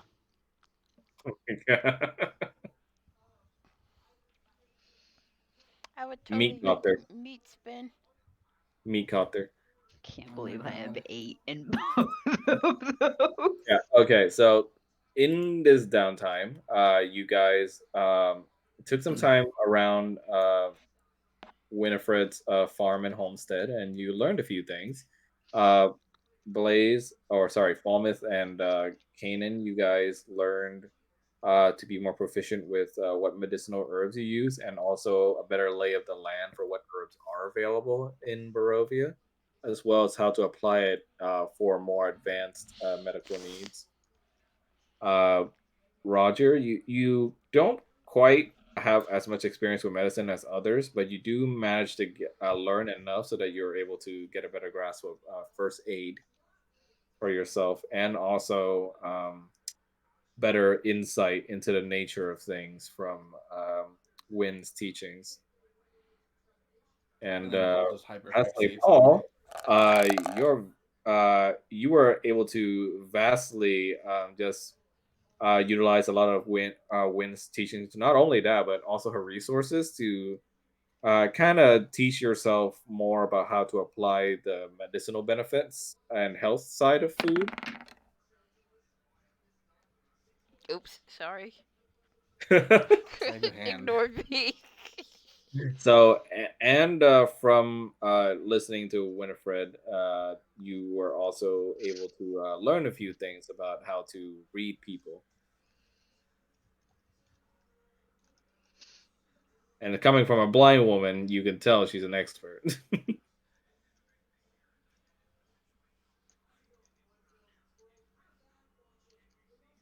And okay, I think that's gonna be it for today's session.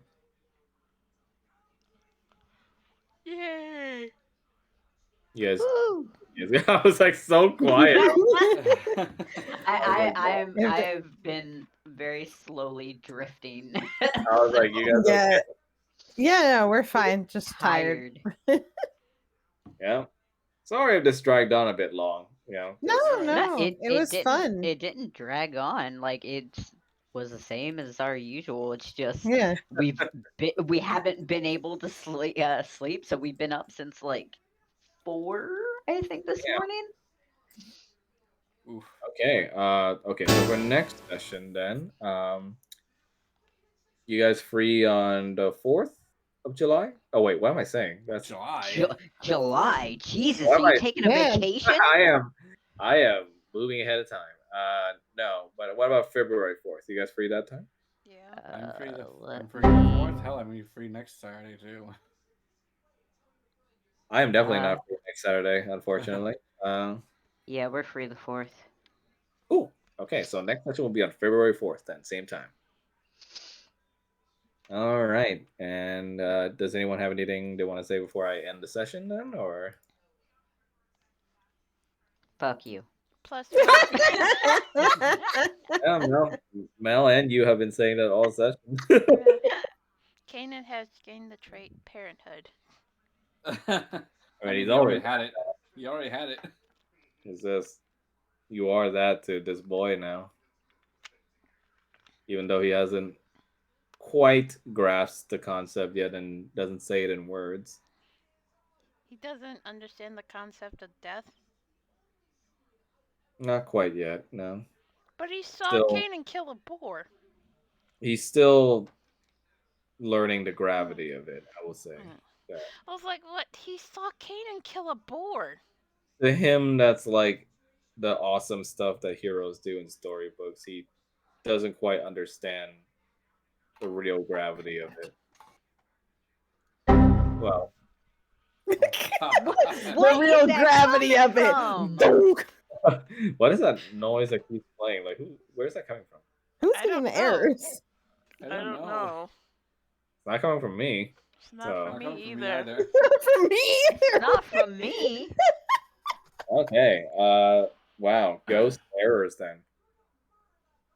But Our yeah. brains during the campaign, it's fine. Oh my god. But yes, the kid is learning, and what better way to learn than losing both of your parents? You're a dick. Yeah, you are. Woo. Hey, Disney does it and it seems to work out fine. Maybe he'll become a princess. No, but at least Disney leaves one parent alive. You. Which ones have you been watching? Let's I mean, see. just Sleeping Beauty, Beauty and the Beast, Lion King. Well, Sleeping Beauty, both parents were alive, right?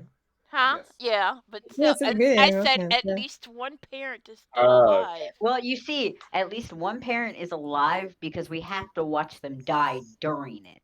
It's usually the dad that dies. I notice. Well, Isn't it?